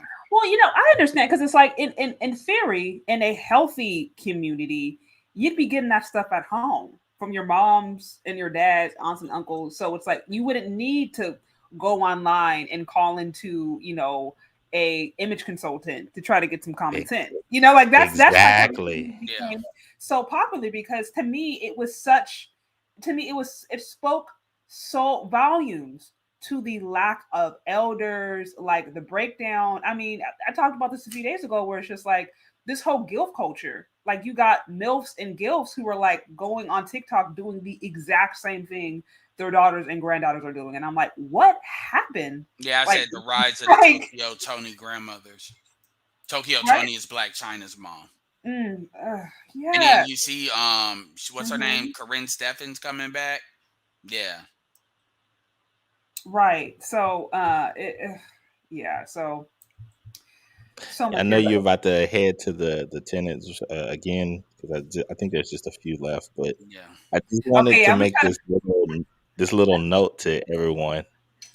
Notice you've went through all of these tenants thus far. Have you heard anything about sex? No, not at all. All right. No, not at all. Okay, let's continue. Okay, so on to tenet 12. Okay. This reads, we SYSBM Knights are not the property of Black people. We are not beholden to Black community, nor do we feel obligated to protect and defend the Communitah or Black females. Yeah, this is where they start wilding out. This is say. Oh, I'm sure. Let's see. I mean, there are a lot of people that feel that way. They'll say it in broad fashion. Some will come out with very harsh terms about it. Oh man, your mama black and you should do this. You a sellout, you a coon. Others will say it a bit more eloquently. They'll say, "Well, I don't understand, brother, how you feel that you don't have an obligation to the community that has sacrificed so much for you and the ancestors." And so it comes in different ways, but it is what it is. It's not beholden. We don't believe being beholden to a culture that is unsustainable. This is like the thing that defines SYSBM more than anything to most outsiders. This is the thing right here, because I even come up with colorful terms such as dice, dick investigations, and customs enforcement. I've come up with terms such as fear of genetic gentrification. I've come up with genetic debt, because you have dudes like, for instance, take a Robert Smith, for example. When he gave the money, he gave the Morehouse, paying off the tuition of those brothers. And you said it yourself, 80 in the stuff you put in that post, 83% of Black men make over 100,000, at least as of whatever that study happened, that stat was taken, marries Black women. So 83%, you can kind of rest assured is going to go a certain type of way, right? But yet, first thing people did was Google him and then see he was with a white chick, and then they want to wild out. What they didn't do, if they would have did one other look, is that his first 2 kids is with a mixed, a Black woman, mixed woman, mulatto woman, right? It's the same thing with Phil from the Advice Show. A lot of these dudes had Black kids first. So when we play the generational wealth game, these dudes, like that's a game you cannot play. And also, the other part of it is, because we saw the earlier tenet that talks about Black men should travel. This is kind of like how the passport thing kind of gets associated with SYSBM a lot, even though it's not always the same thing. A lot of those guys, a lot of them, not all of them, but a lot of them, they do want a melanated woman with better software. So, or at least while they're out there, they got an eye out for it. And so then it become, now we've proven that it's got to be ADOS. And by the way, shout out to Xanatos Clutch. When soon as ADOS came up, he said it in the very beginning. This is going to be turned into a dick policing exercise. Why? Oh, wow. He said that like as soon as the word started really starting to catch fire. Yvette Cardinal, Tariq Nasheed used to used to not be way before all that. He said it. And I said he's probably right, but I want to hold out hope. And then I always acknowledge that. So my point is, now dudes are saying, Pan-Africanists, pro-Blacks are saying, they got to be able to play spades. Go ahead. I'm going to leave it just right there. Play spades. Go ahead. Wait, I'm sorry, you cut out for a second. Oh, no, I just put it on mute. Oh, okay. Real quick, I did see a few super chats come through that I want to acknowledge. Shout out to Morimo Returns. It says, shout out to my boy Edward Anderson. Quick question. So how does Shay feel about guys with resources going SYSBM and are not even attempting to date a Black woman? Is she worried? And this is a great show. Again, thank you for the support. Me personally, I think I say this for women and I also say this for men. Like, people should have a choice. I don't believe in shaming anybody into doing anything. So if a Black man is doing his thing and he's successful and he has resources and he wants to go date somebody outside of the Black community, I have no issue with that. Same with Black women. You have some Black women who their preference is white men. Like, I have no issue.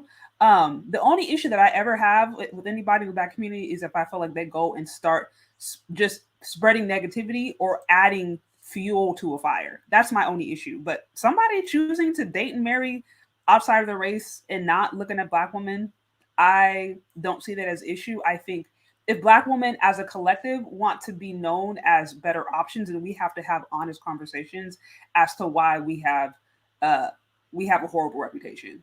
Like, we have to own some of that stuff. Yeah, we can talk to racism and we can talk to colorism, futurism. We can do that if we want, but we have to be honest about the fact that, like, our PR is horrible, and the stuff that we promote and the stuff that we allow is like treacherous. So it's like we have to take some of those L's and own that if we really want to start to compete with the women that we think may be taking our good men.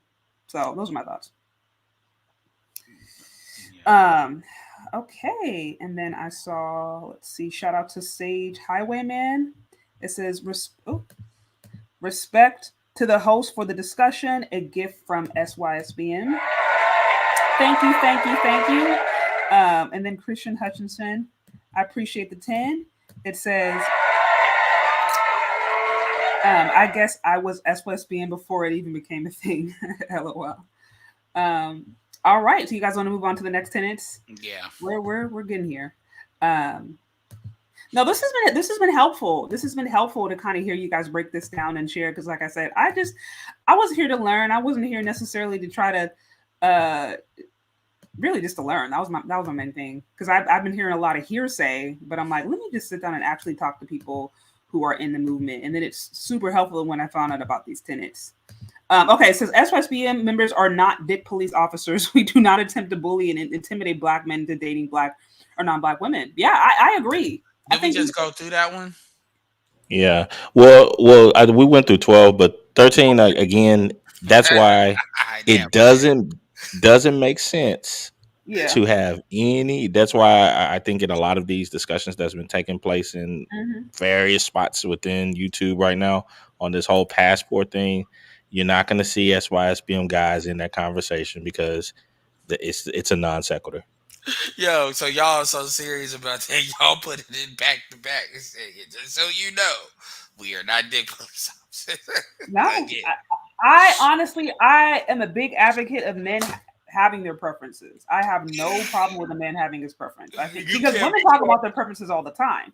You can't love the Black community if you don't dick police. Apparently, that's like a badge you have to have on the Negro Cub Scouts. Well, listen. I understand because, like, in other cultures, for example, for example, I have a Chinese friend of mine who I know very well. Her parents are from China, and they were straight up like, "Look, if you bring home a Black man or men from these communities, you're losing your inheritance." And this is very common. I know another Indian Hindu family. So it's like, I understand like culture, very strong cultures that have everything associated with that and are aware of that. Like, they do have ways of, I guess, quote unquote, dick policing. But it's different. But it's different. Why they need how shall she? Well, Christian's wife is Chinese, so he might tell her how he got around that. But that'd be curious because she was very much like, and to this day, her mom be like, "You're getting too dark." She's like, "You're in the sun." But he's talked about he's witnessed that with like her side of relatives, how they're vetted, and Christian might be able to, he said, "Oh, that's not how it works." Christian is described as kind of how it works. That he's seen it. He's like, yeah, it's something to behold. He's talked about that a couple of times. It's a couple of but one thing too is notice how that's the women. Now, yeah, the men can get it too to a certain extent, but here's the thing.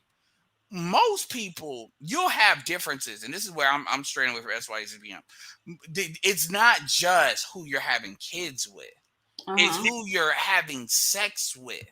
See, most groups say with dudes, this may not be Asian, but a lot of dudes, boys will have their fun, but you need to get a good Jewish girl, good Lebanese girl when it's time to settle down. We give you room to have your fun, but when and I've seen white people do this with white women. Like, they won't say anything, but it's expected what you come back with when it's time to settle down and not, become a single mother. You know what I'm saying?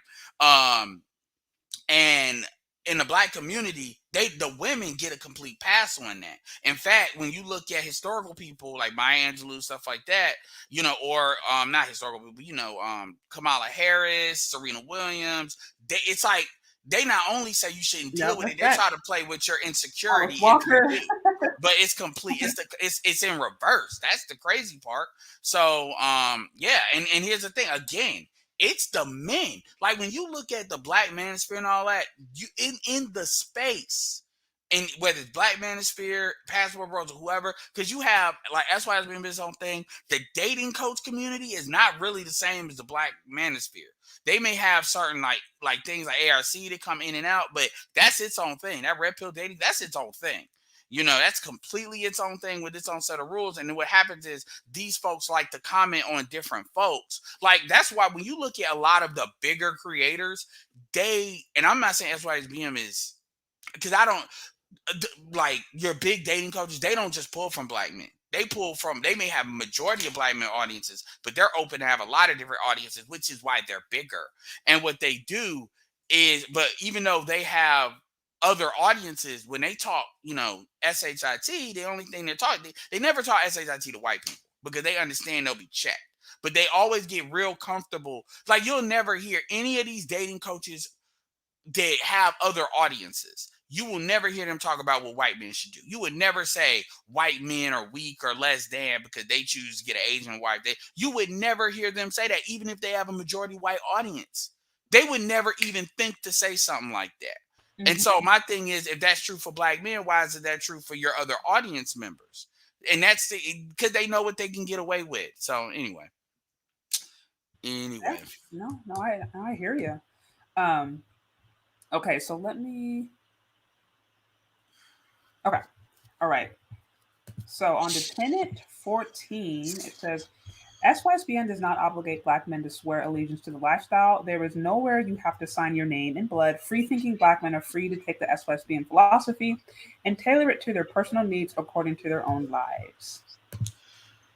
Yeah, that one was pretty important because, you know, you had certain people that, you know, wanted to try to make things into some type of gang or something like that, and it's like, no, it's not. That's it's not that type of So this is an mentality. amendment. So this is an amendment.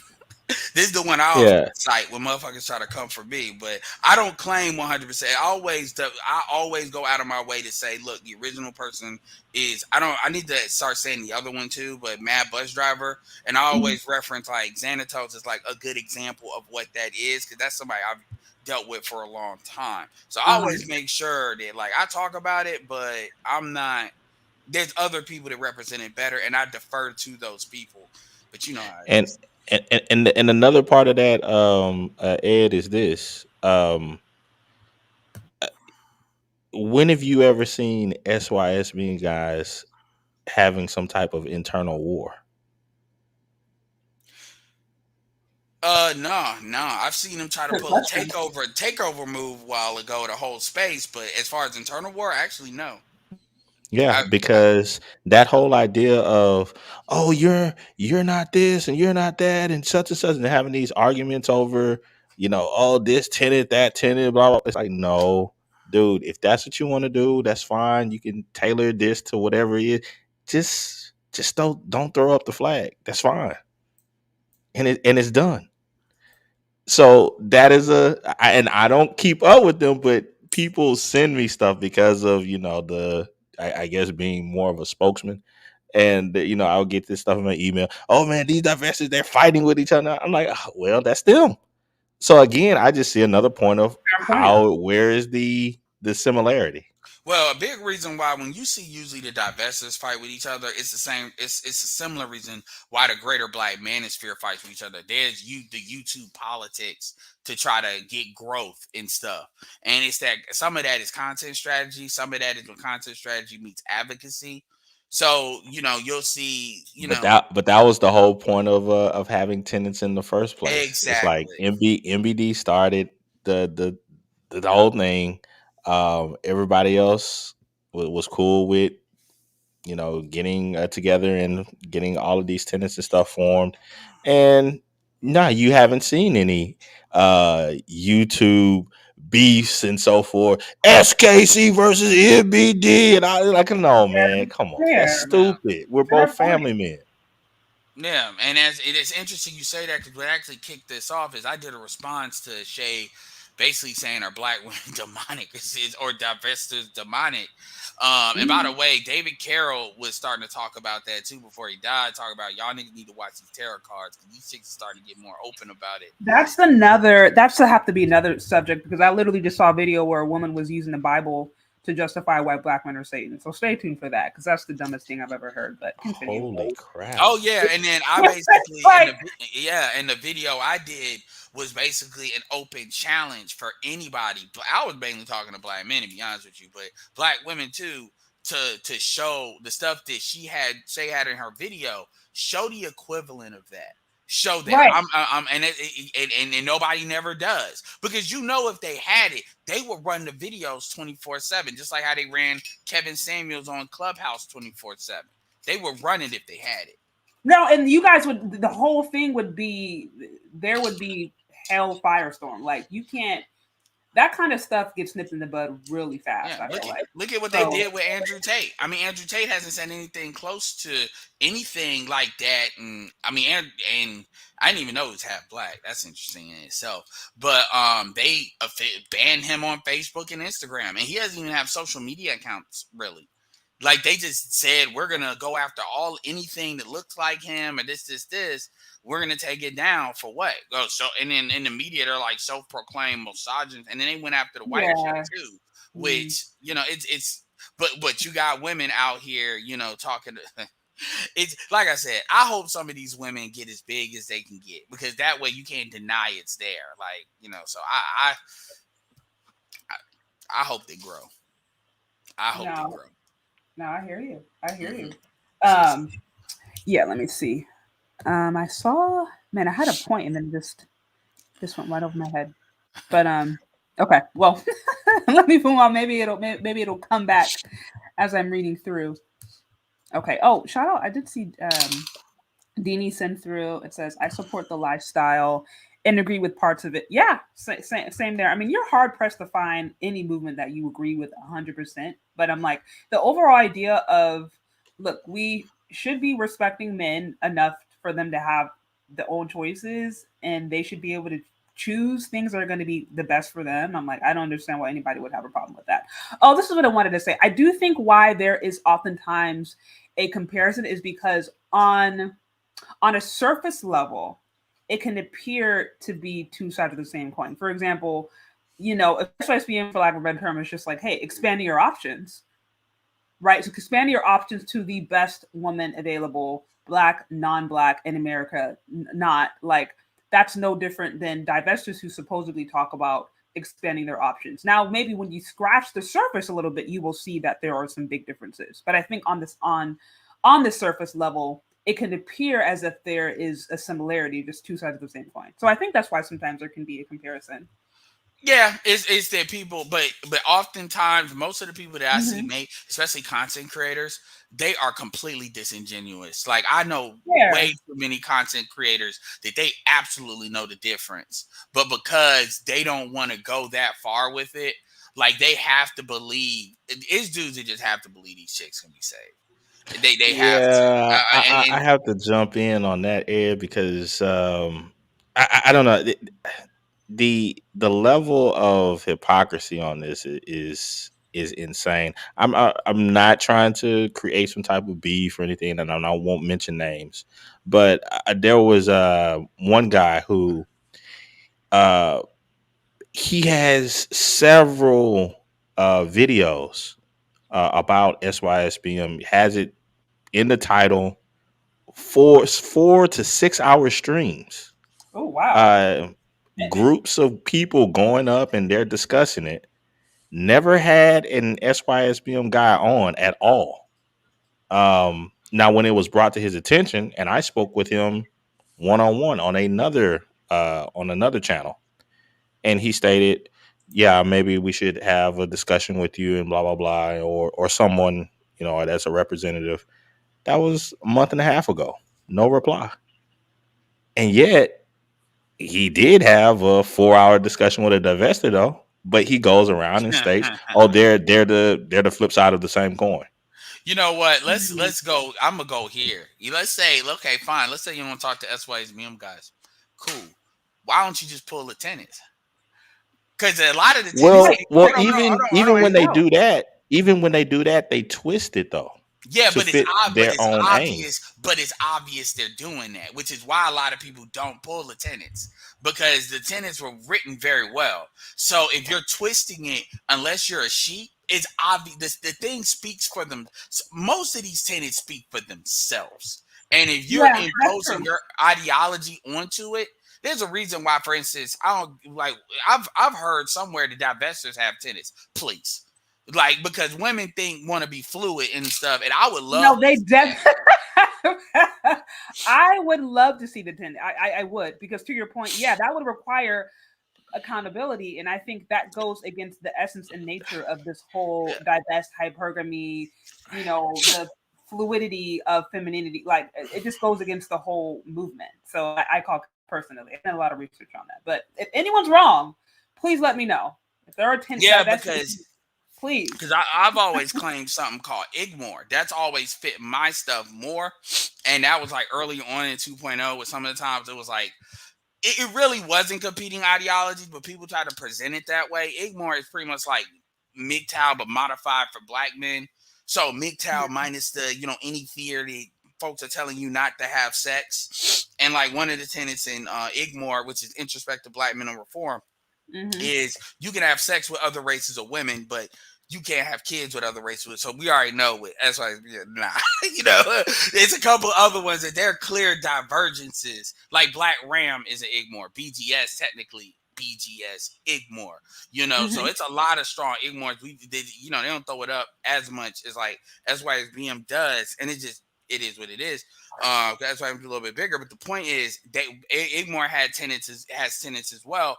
And I mention that to say it's not just SYSBM. Like, we do believe in having standards to address, go down to. But when you look at these women, they want to always keep it fluid because they always want to reserve their right to change stuff in the moment. And you have that's the whole point. And I think Shay Sade will obviously know about this, because I was able to see your site, and I saw that you at one point were doing blogging, and what it takes in order to hone down an idea and to present it in writing. Now think about that amongst several people trying to do the same thing. It takes work, it takes effort. There's a lot of back and forth and the whole nine. I don't think that some other, I would say, factions and groups are willing to do that type of work. No, they're not.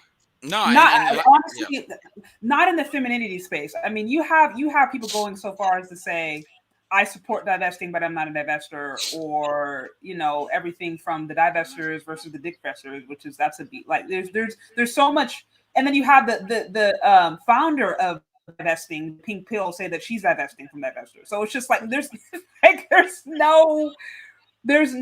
I think the thing about Tenets is it really does allow women to kind of shift.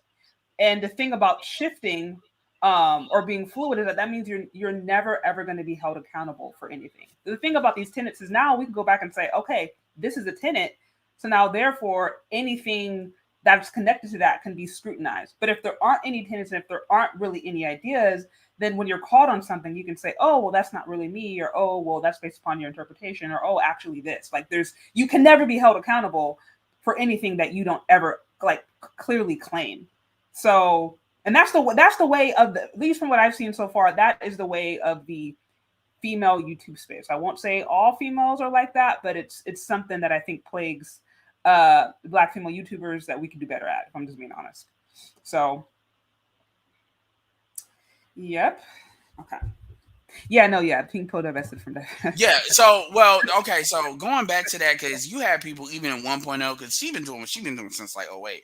The thing about it is, and she told on herself with Kevin Samuels, she can't even, she can't even get these women to get in line with the standards of what white men would want. So part of, and I've seen that when she will put up videos talking about you need to let your black girl attitude down, because she'll start off talking crap about black men and whatever. But then whenever she diverges into, okay, we need to actually get you all some white men, now it's always a problem, because that's not what they're there for. And then you have exceptions, just have exceptions with anything, but that's not really what they're there for. So really, at the end of the day, this is why I've often said that the Black manosphere and anything that is adjacent to it, we should be openly pro divestment. Because my thing is, if Black men, we would rather see you leave and be happy and keep our name out your mouth, or leave and be happy, than you getting on the airwaves telling everybody that we're the reason why your life sucks, of what we haven't done. Now, people will say the SYSBM is always talk about Black men, but Black women. But here's the thing: would you ever hear a Black woman say that? No, they wouldn't say that, because even the guys that don't talk about Black women, you see this in celebrities, you see this in a lot of people. If they date out, they will get outed. Like, it's not, so this idea of talking about folks that's just something that people put out in the surface. So yeah, the difference is they're bluffing. We know what the dynamics are in the dating world. We know what it is. And I tell Black women should travel. Hell, if you want to get white man, go to Germany and go to Italy. Those are some good suggestions, but we know what the dynamics are. And and we know what the reputation is out there. And Black women have definitely promoted a lot of the negative stereotypes about them. And they don't want to own that. So my point in saying that is this: at some point, let's say everything is Black men's fault. So that means you're independent, you don't need no man, yet you're basically putting your entire happiness and quality of life in the hands of men that you say ain't shit. Because if you're saying it's all our fault, that means unless we do something, nothing changes for you. And that goes against that mindset. So how is it that your point of divesting, how can you divest but still say everything is Black men's fault? Because once you've divested, at some point, you now have to start dealing in that new territory. It's like somebody saying, okay, I left the country. Well, at some point, you can't blame America for what you got to deal with in whatever country you're in at that point. No, absolutely. Well, and that brings me to the larger point, which is that I think a lot of the women just want attention. They actually don't want results. Yes. Because if they did want results, then the majority of the conversations would actually be about empowering these women to get the men that they say that they want, aka get in the gym, meet these beauty standards, whether you think they're oppressive or not. Try to meet them, because if you want to go into another culture, you're gonna have to measure up. You know what I mean? Like attitude, actually learning how to integrate yourself and get along with other cultures. Like, these are actually the kinds of conversations that would help women. But instead, supposedly about expanding your options, but you spend every 15 seconds complaining about who Black men sleep with. And it's like, I call cop. This has nothing to do with empowering women, because we're not giving them the tools to actually be successful. Yeah, so I don't know if you want to, bring some folks up, drop the link, see if people have their opinions on it, naysayers or whatever. Because I mean, we got out with I think, is that all the tenants, or is there a couple more? There's a couple more, but I know we're getting it's getting 2 hours in. I want to be mindful of your time. I have probably just a few more minutes, and I'm gonna have to wrap this up because I do need to start dinner actually. Okay. So yeah, if you want to finish I guess it's up to you. Oh well, you know what? I'm gonna do an after show. So if you want to wrap up the tenants, and then if we can wrap it up and I'll do the after show. Okay. Y'all got any smoke, Okay. Real quick, I did want to give a shout out. What's going on? Better You says, hey Shay, here to hear what this is all about. Thanks for supporting Better You. It's always good to see you. Okay, and then let's see. I see, is that Blog? Cool. I hope I didn't butcher that. Blog Hizzard, ADOS says, hey Shay, hello SKC and Edward. Thank you for the super chat. Appreciate it. What's going on, Black Hizzard? I think there was one more, if I'm not mistaken. I think there was somewhere in there. Okay, so I think we're almost done with the tenants. Where'd you go? Oh, and then I think it was, okay, I don't want to butcher that. Jigen for the $4.99. I'm sorry if I butchered your name, but thank you for the support. Okay. Okay, so Tenet 16, SYSBM practitioners are not clean-up men. We refuse to accept the current decadent and degenerate single mother philosophy being pushed by the Black community. We will not be returning to the so-called community, clean up anybody's mess, and date and wipe up ghetto mothers. I think all men, SYSBM or not, would agree with that. And they say that, but it's more negotiable for certain folks than others. Okay. No, Okay. trust Did me. you say you said who? She said the entire, like, anybody that's like associated with the Black manosphere or Jason would agree with that. They say that on paper, but we know it's more Yeah. negotiable for certain folks than it is others, man. Oh, okay. I didn't hear Black Manager. I was like, nah, that's a hard line. That's why it's film. Yeah. But yeah, I know. Okay. Well, no, I was just saying I would think most men would agree with that, whether they're SYSBM or not. But I guess No, yeah. Nah, we- you no, we- have we you know. have some We guys know. that are going around. You have some guys that are going around right now that are saying that is the responsibility of Black men. Wait, the responsibility of Black men? To Yeah, clean that they up single need to mothers. do that. That they need to do that in order to Oh. push the Communitah And ahead. it ain't just boys. Are you watching. talking about like the pastor pork chops? Or are you talking about like actual just like men like who are in Yes. No, it's a couple Yes. of people that try to sneak it in. They try to sneak it in every once in a while. Like they'll try to throw it out there and then see how people want to react to it to kind of test the tape. Ed, we were on a panel, Ed, over at Bernard's. A guy came on there. He was being interviewed. It was his show, and he was saying Oh, you that is talking a about, hold on. responsibility. Say, you talking about Mr. Let Go. Yeah, he was saying, yeah, hey, women, they're children, and you need to look past all of that. You got to accept it, and blah blah. What? No, I don't think it's the responsibility of any person to take on the bad mistakes of somebody else. It's like, unless you're like God, okay, or Jesus Christ, it's like, no, that's not what this is about. Like, you need to take responsibility for your actions. Because I think what that does, it creates what we have today. And that's one thing that I don't like about don't get me on a soapbox, but that's one thing that I think is actually quite unhealthy about some of these different spaces. I'm all for women, cleaning up themselves and learning from the mistakes, but there is no like get out of jail free card. Like, we do sometimes have to experience the consequences of our actions, and you're not doing anybody a favor when you keep them from that. So I thought his name. Yeah, was it's Mr. a Let Go. weird way of thinking. So far as you know, and I'm just saying in general, people having the idea that some people can, in their youth, make decisions that perhaps are hard because there's peer pressure. that's true. There are all sorts of things that go on within media in general. And for a person to have the mental fortitude or the ability to listen to their core group of people and to trust that and move ahead, that people who didn't, who just went with the flow of things and went with the idea of, oh, they're just young, they're just making mistakes and blah blah blah. Okay, well, there are people who didn't. They did things in a more strategic way.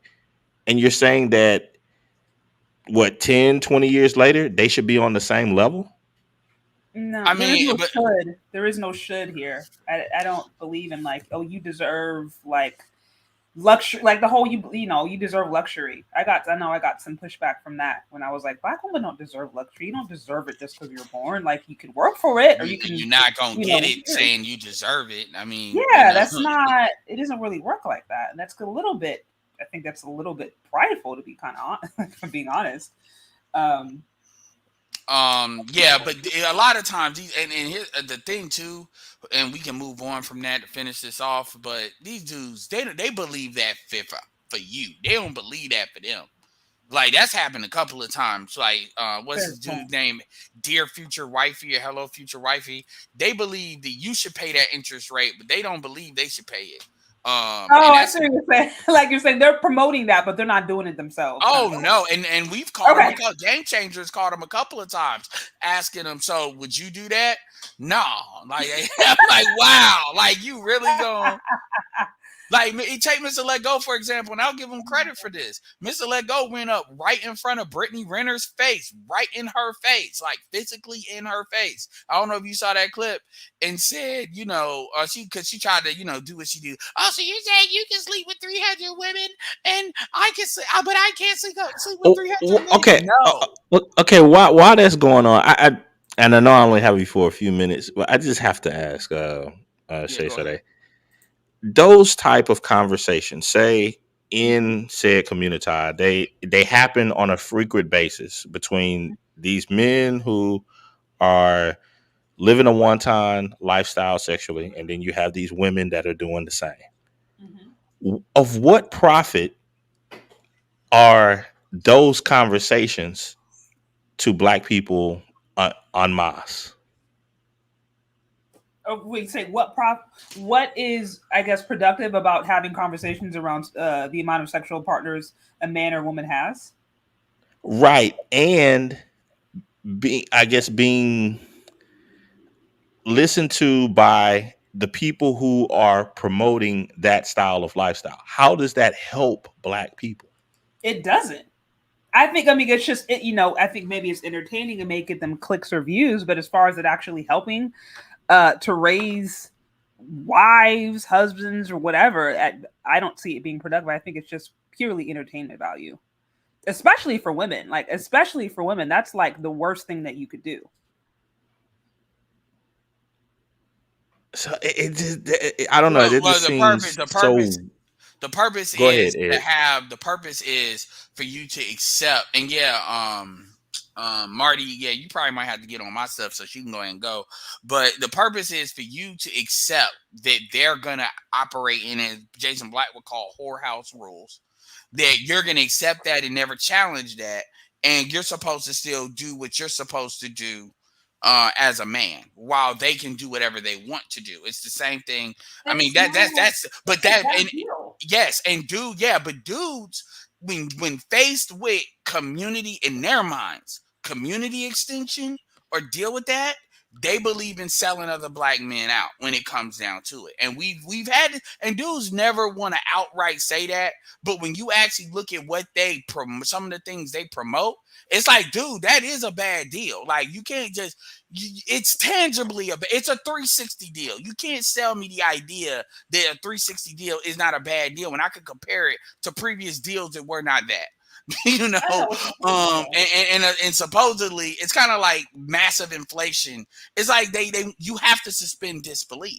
And so a lot of these arguments, this is why when people used to say password bros, oh man, you all are promoting tricking and this is that I'm not even going to have a conversation about quote unquote tricking and not, because then I have to accept that that's what most of them are doing, which I know y'all don't even know that. That's just something y'all saying because y'all need to believe the idea that these dudes are weak, which is why they're traveling, because you have to believe that the only reason a dude would travel is to get a woman. And so I have to walk through all these disbelief things of people that ain't never traveled a lot of times, and they don't even know. So they're just guessing, meaning they're projecting their mentality, which could be rooted in urban mentality. Like if you're from New York or you're from Chicago and that's all you know, and you ain't never left that county, okay, why do you think Black men always say, I'm a product of my environment?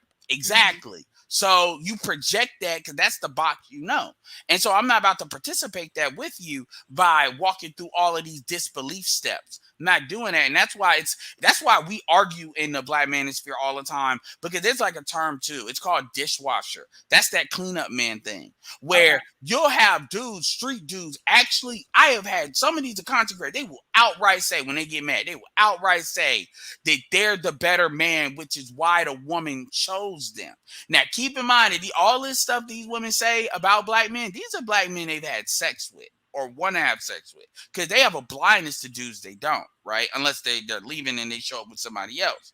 So these dudes will outright tell you, this is stuff we had 4 or 5 years ago. They will outright tell you when they really get mad and keep it in 100, yeah, you should clean up. They will actually say that, which is one of the reasons this tenant is in here.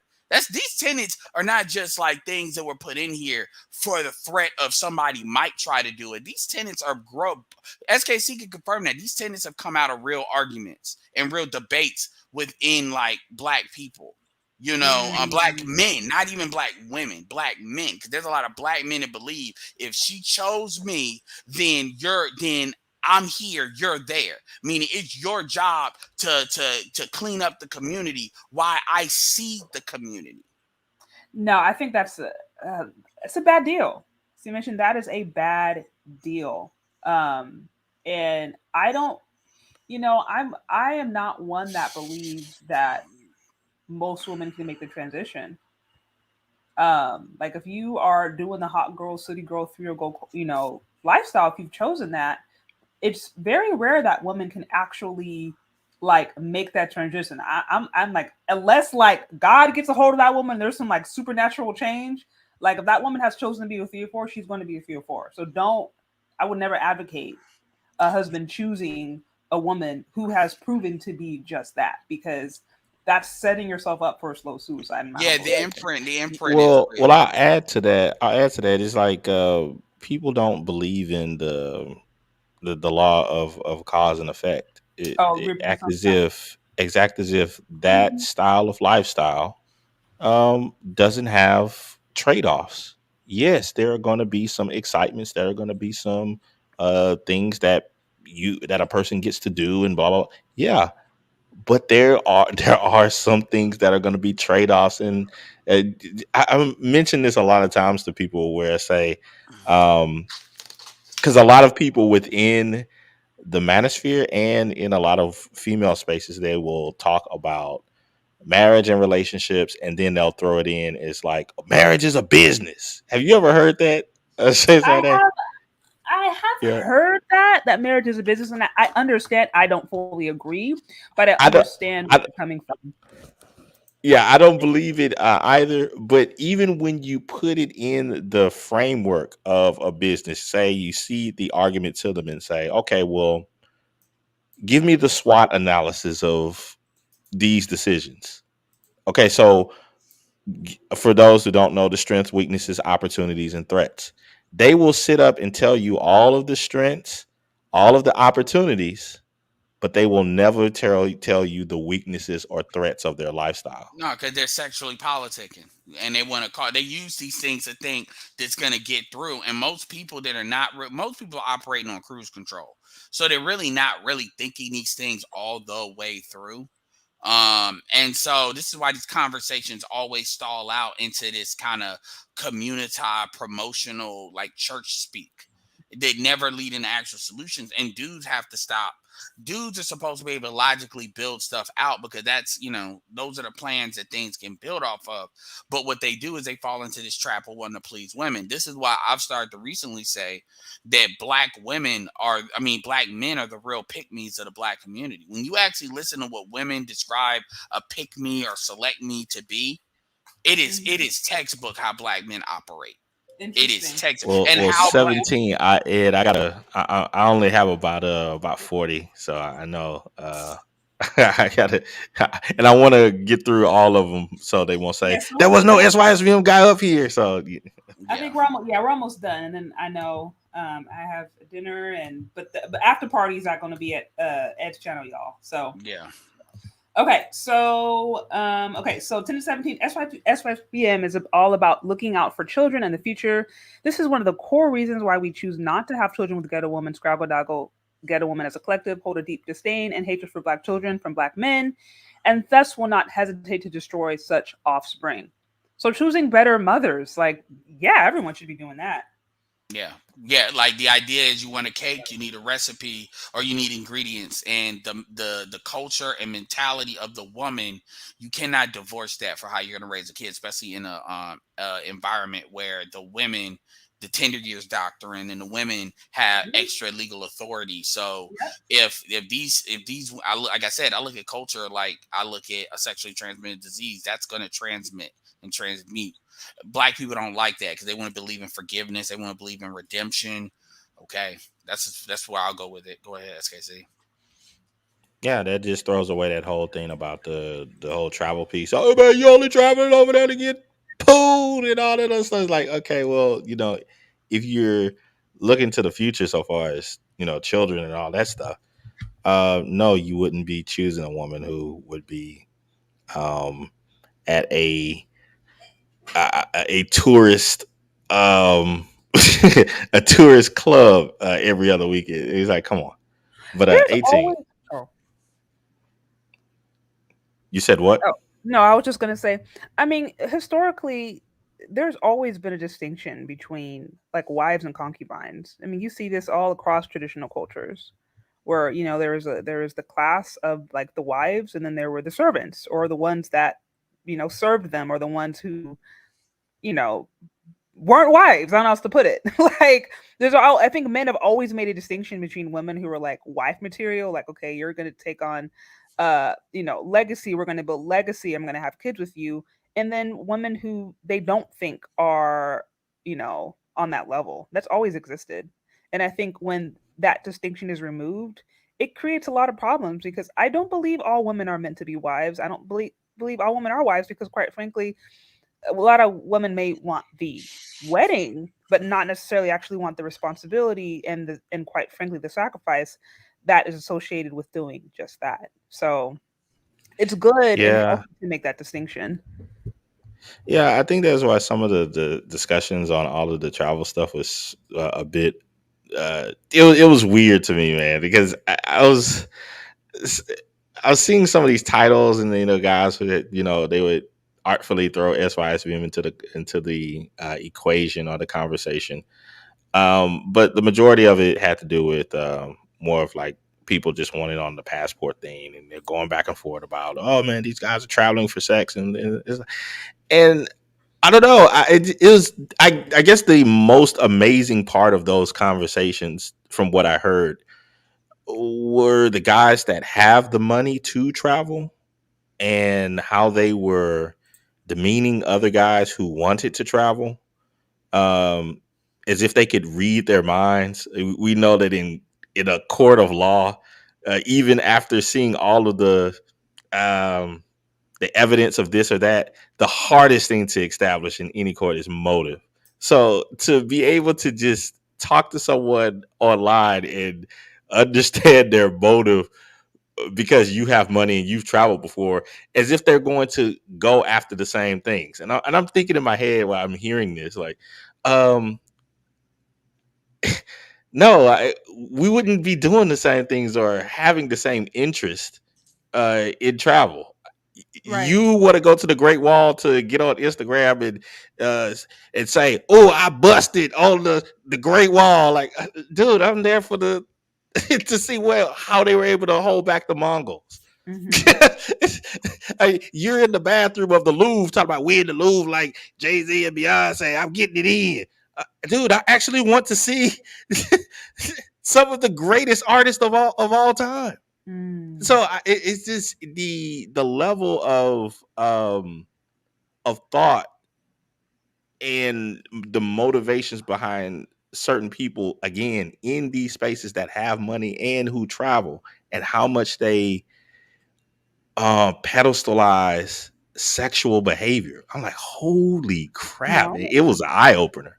I actually, it's funny to say that because one of my good friends, guy from church, very, very, very devout, very serious with his relationship with God, and I've watched him for years specifically have plenty of opportunities to engage sexually with women or choose American women, and he basically had a conversation a few months back, and he's just like, yeah, I'm pretty much decided that my wife is going to be from another country because he's running up against these same issues, and it's like, notice it's not about sex for him. Like I said, he's very, very committed to his relationship with God, and he has very, very clear standards, but he's just not finding any of the qualities that he likes. I mean, and he's dated all kinds of ethnicity, black woman, white woman, like he's tried everything, and he's just like, I'm not finding it out here. So he's looking outside of country, to your point, not just to have all the sex tourism. He's like, I really want a wife that has these certain qualities, and I'm just not finding it out here. So I do understand that. Yep. Okay, so we're good. We're almost done here. So Tenet 18, it says SYSBM does not put Black or non-Black women on a pedestal. Yeah, that's to make it clear for the idiots in the back. But because if you're not putting Black women on a pedestal, you must be putting somebody on the pedestal. It's always so. Again, don't even get me started. I mean, we know how Black women will put a lot of Black women will put white men on a pedestal to their own detriment. They'll sit here and not, Oh, absolutely. Chad Wheeler beats a Black woman down. They want to act like that didn't happen. We don't hide from those stories. Like when Black men do something, we'll cover that too. We don't act like it is what it is. But that's self-explanatory. Okay. Okay, this is 10 and 19. SYSBM brothers do not deal with non-Black women who have ghetto females as friends because hanging around a hood woman is guaranteed to leave them contaminated and thus no different to the dysfunctional ghetto females we walked away from to begin with. So there you go. So they got it. Like they added tenants since I last watched this shit. This is a lot more than what I remember. That's why I'm like, God damn. but that's why I said some of these are not amendments, but these are like, okay, this is pretty like much, where they have gone after people, and they added that just to make it very clear, for people that want to play stupid. Like I said, if you read these tenants, it's very hard, unless you're gonna say they're outright lying. It's very hard to, So yeah. Now, and I think the last one, Tenet 20, the SYSBM Brotherhood will not be negotiating or horse trading with any Scraggle Daggle woman on any level at any time. I mean, I think that's fair. This is kind of low key for people like me. I don't negotiate the terms, but this is when folks go SYSBM. This you're not SYSBM if you playing it. If you're playing back and forth with the community culture. If you can be guilted back in, you're not really SYSBM. That's not to say that I fit in that category, but SYSBM is not to be used as like, oh, well, these dudes are leaving, so y'all might want to act right. I've said that, but that's not. You're not SYSBM if you're kind of saying in the back of your mind, I'm leaving, because that's what Divesters do. I'm leaving to see if these niggas are right. No. You really need to accept what the community is, what you want, and go after that 10 toes down. So yeah, I know, Mr. Dunning-Mac. I know. I know.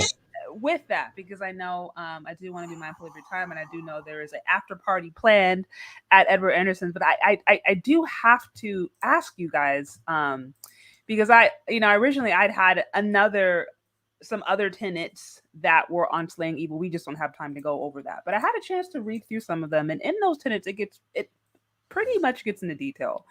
And one of the first things that I noticed within number 2 is that it says that they exclude Black women from any and all building and construction endeavors due to the fact that the modern day Black female's contractual obligation towards the state is to keep Black society and Black men flat on their faces until the end of time. It says, in other words, you cannot build anything with the Black witch in your midst. Nothing you attempt to build will be successful because she at the same time will try her best to sabotage and destroy the work. So like I said, all the tenets we've read up to this point on Instagram, for the most part, everything seems, like it makes sense. I mean, we can debate here and there, but overall, the idea of like Black men choosing the best option for themselves, no issue with that. But now I'm looking at Slaying Evil, which I think, if I'm not mistaken, his name is Baba Tunde, and he was very instrumental in founding SYSBM. Correct me if I'm wrong, but there he goes specifically. He gets into race and calls Black women a witch. Now that is a problem. That is where I'm sure that's probably where Black women will look at that and be like, okay, this is a hate group. Y'all hate Black women, et cetera, et cetera.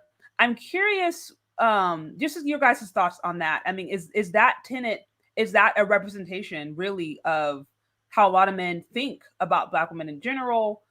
He made it a race thing. I'm not sure why, because I know up to this point, you guys said it's not about race. What are your thoughts on that? Yeah, I'll stay for, because I get to speak with Baba Tunde more than probably anyone else. When we were constructing the book, there were a lot of things that we needed to restate, boil down, When that site, slayingevil.com, that belongs to Babatunde, and he had Okay. it before he was even associated with SYSBM. He created a book called The Negro Wars. And so as the two came into contact with one another on the SYSBM side, it was like, oh, we gotta, because we're here. You're in the UK, bro. Like here in America, it's like certain statements and different things can be taken in a way that would be labeled as flat as hate speech and so forth. So the book goes into I would say boiling down more emotional tones into just more logical ones. So that's Yeah, I guess and that's the UK brothers have a history of doing that. But just to go on the other side of it, even with Igmore, one of the common word that's used that SYSBM doesn't use, you hear Black Rim use it all the time, is the succubus. Knights Templar use it. Almost all Igmore. Me and BGS are some of the few that don't use that term. And Igmore is completely separate than SYSBM. They've actually locked horns a couple of times. For what, I don't know, because I always thought that was dumb. But it's completely separate. So the point is, sometimes people use colorful words in order to describe what is being done to Black men. And the thing that people would say, if stuff is a hate group, this is what I would say. Number one, we can talk like that's one. Saying evil's old. That's one thing. Cool. I will put up everything Babatunde ever said against some of the shit that these chicks are talking about. No, that's fair. Well, and because I'm and another thing, and here's the thing, Shay, and I'm not. I get people can say all Black women, they can read into that, but remember what I told Mr. Z in regarding you. I said, dude, when he wanted to play, I mean, a lot of that was he was excited. But I could tell you wanted to kind of see the stuff for yourself and didn't want people to. You wanted the discovery, of some of this stuff. Yeah, because and there's one thing I do have to add. I do have to add this because I'm glad someone in the chat brought it up to my attention, and I totally forgot about this. There was a stream in an article that Babatunde created. He wrote and then he pull the receipts for the use of the word witch, and he showed where there were many Black women moving more into the culture of witchcraft and blah blah blah literally blah blah. I'm going to talk about that. I'm going to talk about that. And that's actually what triggered, this whole thing, SKC, because I could almost really see when the way you were saying it, when you was in that term demonic, I was like, oh yeah, this is rubbing up against her Christianity, like for real. Some of the stuff that she's hearing, like I could tell that was like a reaction, like a sneeze that you were having. Oh, absolutely. That's what it is. Yeah, and look, I'm what you would call a cultural Christian. I do believe in Christianity. By the way, check out, if you haven't heard of a guy by the name of Myron Golden, check him out. You're welcome. Like one of the, you'll love him. Christian dude. Yeah, I'm dead ass. Very good dude. Very Christian man. Very good dude. Sells. Anyway, my point is and so you got Black men have dealt with this for a long time. We've heard women say some of the stuff they say. And by the way, that tarot card stuff is something that's not new. It's just they're starting to get more bolder about being open about it. So when we say use words like succubus, this, ain't nobody talk about what's going to be done to them. We're just saying this is how you're operating like. And yeah, he codified that. I remember Slaying Evil because that was kind of the original iteration of a lot of these tenets. And yeah, so if people want to play the woke shit and use terms like hate group, I'm like, cool, you could do that. But guess what? I'll find it. Find what people are verbalizing and stuff. Because we can find somebody called my mom a naker last night. Well, Ed, a lot of people, it was before my time, but it was described to me that a lot of the terminology, because some people would try to make it sound like, oh man, these guys that were, well, some people will try to make it sound like, oh man, why are these people using terms like Scraggle, Daggle? That sounds so, childish or whatever. But what they don't realize is that I believe that was It was before my time. Wasn't that like 2017, 2016 or something like that? Ed, where that hit list went out? Yes, like And that was 2016. and they had a long list, and they had people's channels flagged and was trying to get them labeled as hate groups and hate speech and all that other stuff. So people had to be inventive and use other terms in order to get the point across of what they were stating, because certain terms that you would normally use to just describe things would automatically get you flagged for hate speech. Well, I'll say this. Anything, because I want to be very clear here. We black men never had terms that they could. So if like today they could you say what we're using is hate speech. What happened back then was, this is when YouTube was getting more into ads, when the advertising platform, this is like before live streaming, really, when the advertising platforms were like, look, we don't want our stuff showing up in front of the KKK. So YouTube had to do a really, really good deep cleaning of all their stuff. And then at the time, because really Obsidian kicked all that shit off. And Obsidian didn't use terms. Obsidian talks in the same way he does now. So he wasn't using, he may use the term Park 8, but that would usually describe dudes like that shoot black on black crime and stuff like that. But the women, he didn't say anything he's not saying now, but the women used to get so mad about it. And so what happened was, there was one chick by the name of Simone something that was a lawyer, or they knew a white guy. And so she used the law to try to aim that at everybody. And this got a lot of dudes that kiss black women's asses, like Angel Ramirez back before Derek Jackson was really big. So at the end of the day, it wasn't that, like, how these women are trying to walk away from some of the stuff that they say now. No, it wasn't that. It was, if you said anything that black women didn't like, it's kind of like how it is on TikTok. They just flag you down. And then most of these women control those buttons, like in YouTube's headquarters. Even Mr. Research went up there and found that out. Usually these are white women controlling like the human watchers of this stuff. No, absolutely. No, you're absolutely right. Yep. So there you go. So now they have to be a little bit more careful. They can't be as obvious with it all the time. But it wasn't that, okay, we were using crazy ass words and then we just stopped. And also the Scraggle Daggle stuff too is designed to highlight the indifference to the community, because it's also designed to say, look, you can be mad, but so the fuck what? What are you really going to do about it? Because it highlights the fact that when you say, okay, if black men ditches the community, if that's what we're going to call it, what do black men lose? What is it does the black community do for black men? Fuck black men. What is it does the black community do for black boys?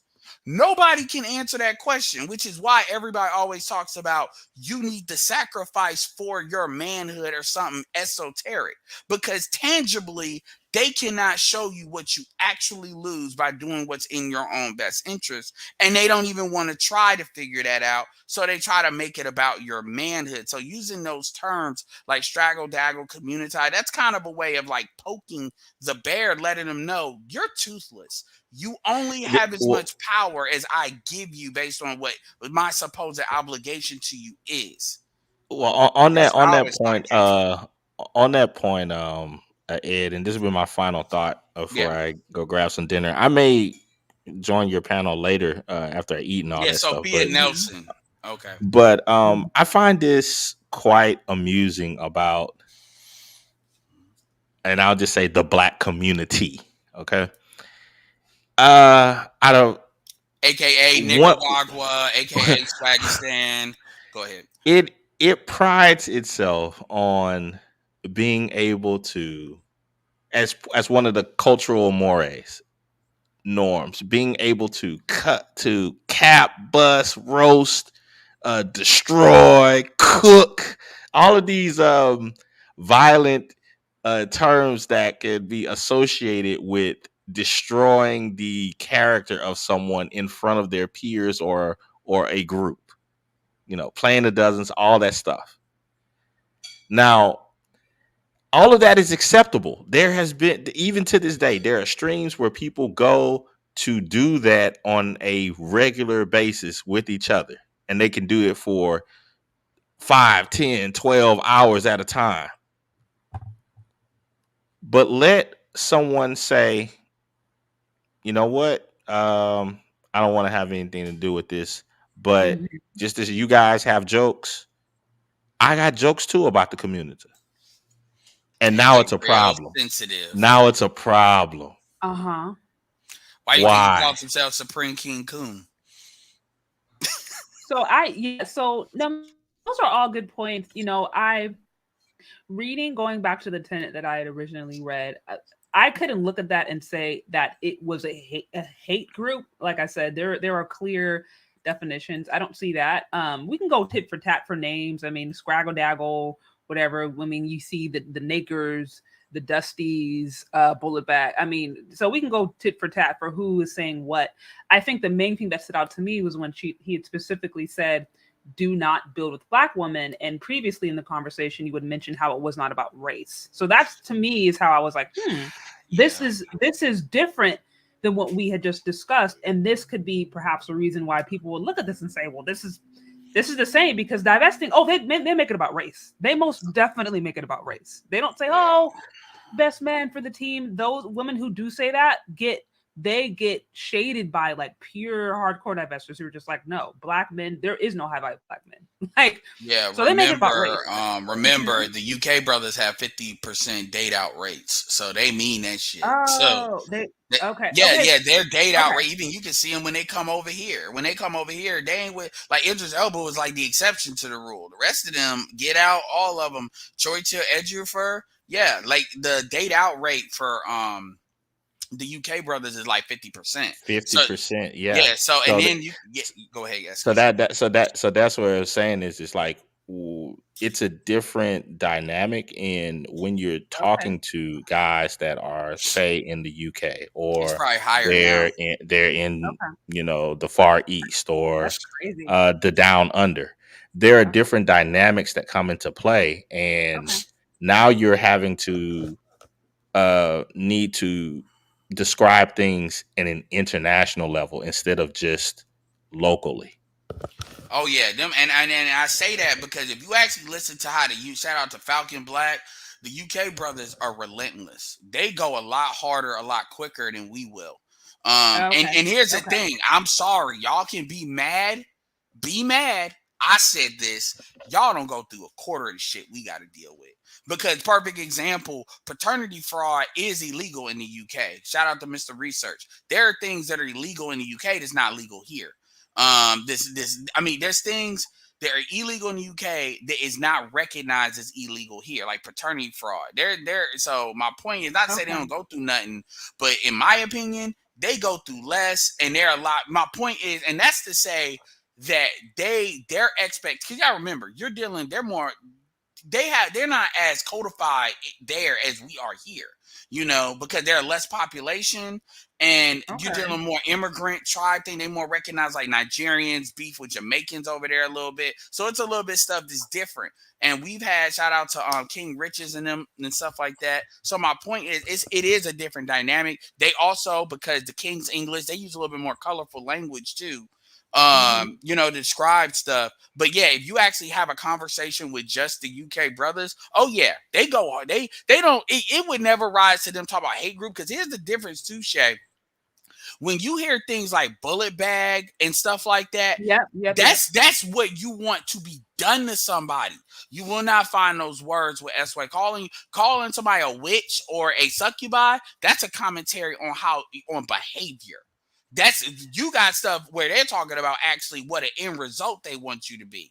Well, and to be fair, to your point, I literally saw a post a few days ago of a content creator celebrating and hoping to see more dark-skinned Black women embrace the occult. So I'm like, technically, that could actually be considered a just honest assessment.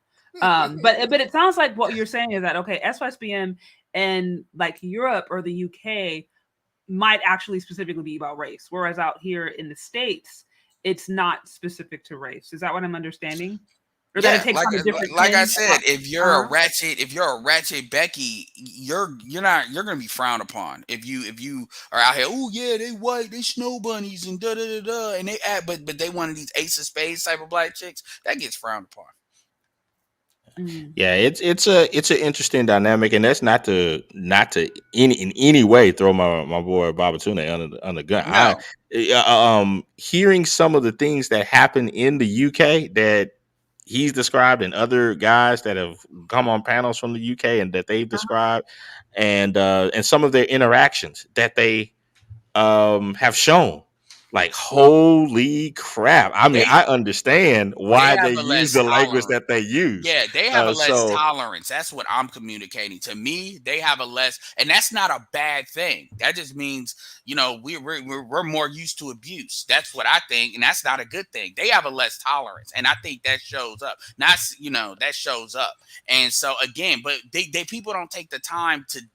Notice how they always try to put everything together, which is basically niggas that they don't like, that saying things they don't like. They don't understand why they don't like it, but niggas that are not basically getting in line. That's really all it is. It doesn't matter if it's Password Bros, that's why, whatever flavor of it, you're either submitting to the black woman, aka the black community, which is why we call it that people say Communitah, because it ain't a community in the traditional sense. Because you want to ask me where your community is, I'm going to ask you, where are the men that you listen to? If you don't know where that is, well, I don't know what community you're talking about. But anyway. Yeah, interesting. So yeah, we got to go. I understand that. This has been a good conversation. It has. I learned a lot. I'll probably hit you up again, Edward, with may have some additional questions as I read through the rest of that website. But thank you for coming on and breaking things down. And also for bearing with me as we went through all the tenets. I know it was a tedious task, but like I said, I wanted to make sure I did this thing justice before I jump to any conclusion. So thanks for sharing. No, absolutely. And I hope the brothers that are, full blown SYSBM, they can, listen to this, and then maybe some of them might more willing to talk, given this conversation. So Okay. yeah. yeah, All right. and I don't expect any, holding other punches or reviews of various things. The only thing that I know that a lot of bros were saying were, either is this going to be complete silence, or like it usually is, or it's going to be a thing of, okay, well, if somebody's going to be an honest broker and give criticisms, and but be open about things that are true, we're good with that. So Yeah, no, I mean, when I started, and Edward Anderson, he can speak to this. When I started with divesting, I had, I think, a divester or two come on and had conversations. I was researching, so I was like, I try to come in open-minded when it comes to different topics and learn before I come to any conclusions. And on my research, I found out, oh no, this is a hate group. But I don't like to just jump to things without me actually doing my own deep dive, because I think that's just, quite honestly, it's a little bit irresponsible if you just allow YouTube to tell you how to think, versus yeah, and I think with anything, I think there's going to be extremes that will likely pop up from this or that, but for the most part, when it comes to the guys that have those, I would say those esoteric conversations, the people who are into extreme talk, extreme speak with this or that, they're not involved in any of that stuff. So yeah, no, but, yeah, I get it. So well, this has been good. I know Edward Anderson, he's probably getting set up for his other live, but thank you so much for coming and hanging out. This has been fun and really useful. No, it's no biggie at all. Like I said, I had branding stuff to do in the future, so I thought it was a good idea to at least put a voice on some of these things, because right now, because of all of the passport stuff, SYSBM has been kind of drug into all of that, and it's good to put on a record on another channel of someone who obviously would not have any skin in the game in any of it. That, hey, no, these questions have been asked, these things have been stated, the tenants have been covered. Yeah. So that I thank you for allowing that to be. So Absolutely. All right. Well, have a good evening and enjoy dinner. all right. Peace out, everyone. All right. And hey, Dane C, I see you. Also, I'm gonna give you a special shout out. I did see the $2 in the super chat come through. Wait, where'd you go? Thank you. I appreciate the support. Also, I also did see, looks like I got 2 cash apps. I see a 10 from a Darren, also a 5 from Darren. So thank you. And then I also see a 5 from Freedman's Journal. So again, thank you all of you guys for the support. This was super informative. I learned a lot in this one. So yeah, this was good. This was good. Thank you all of you guys for hanging out. If you missed the show, no worries. You can go back and catch the replay. I'm gonna go and try to add timestamps to make it a little bit easier. But yeah, guys, thank you. If you're here, thanks for hanging out. Be sure to hit the like button before you leave, and also share this with someone who you think may find it interesting or who is just curious about what SYSBM is about. I thought this was really informative, and it was good to have a conversation with people who are actually, about it, in the movement, understand it, we're part of establishing it, all of that. So thanks, guys, for hanging out. Also, stay tuned for another live I have happening tomorrow. I need to actually post. I'm going to be interviewing a Black male therapist. That should be interesting. And we're going to be talking about whether or not therapists are the enemies of Black men. So that should be very interesting. Stay tuned for that coming up tomorrow. And be sure to hit the like button. Be sure to subscribe if you haven't already, and hit the notification bell so you are aware when my next video drops. And I think that's what I got, guys. We'll talk later. Bye.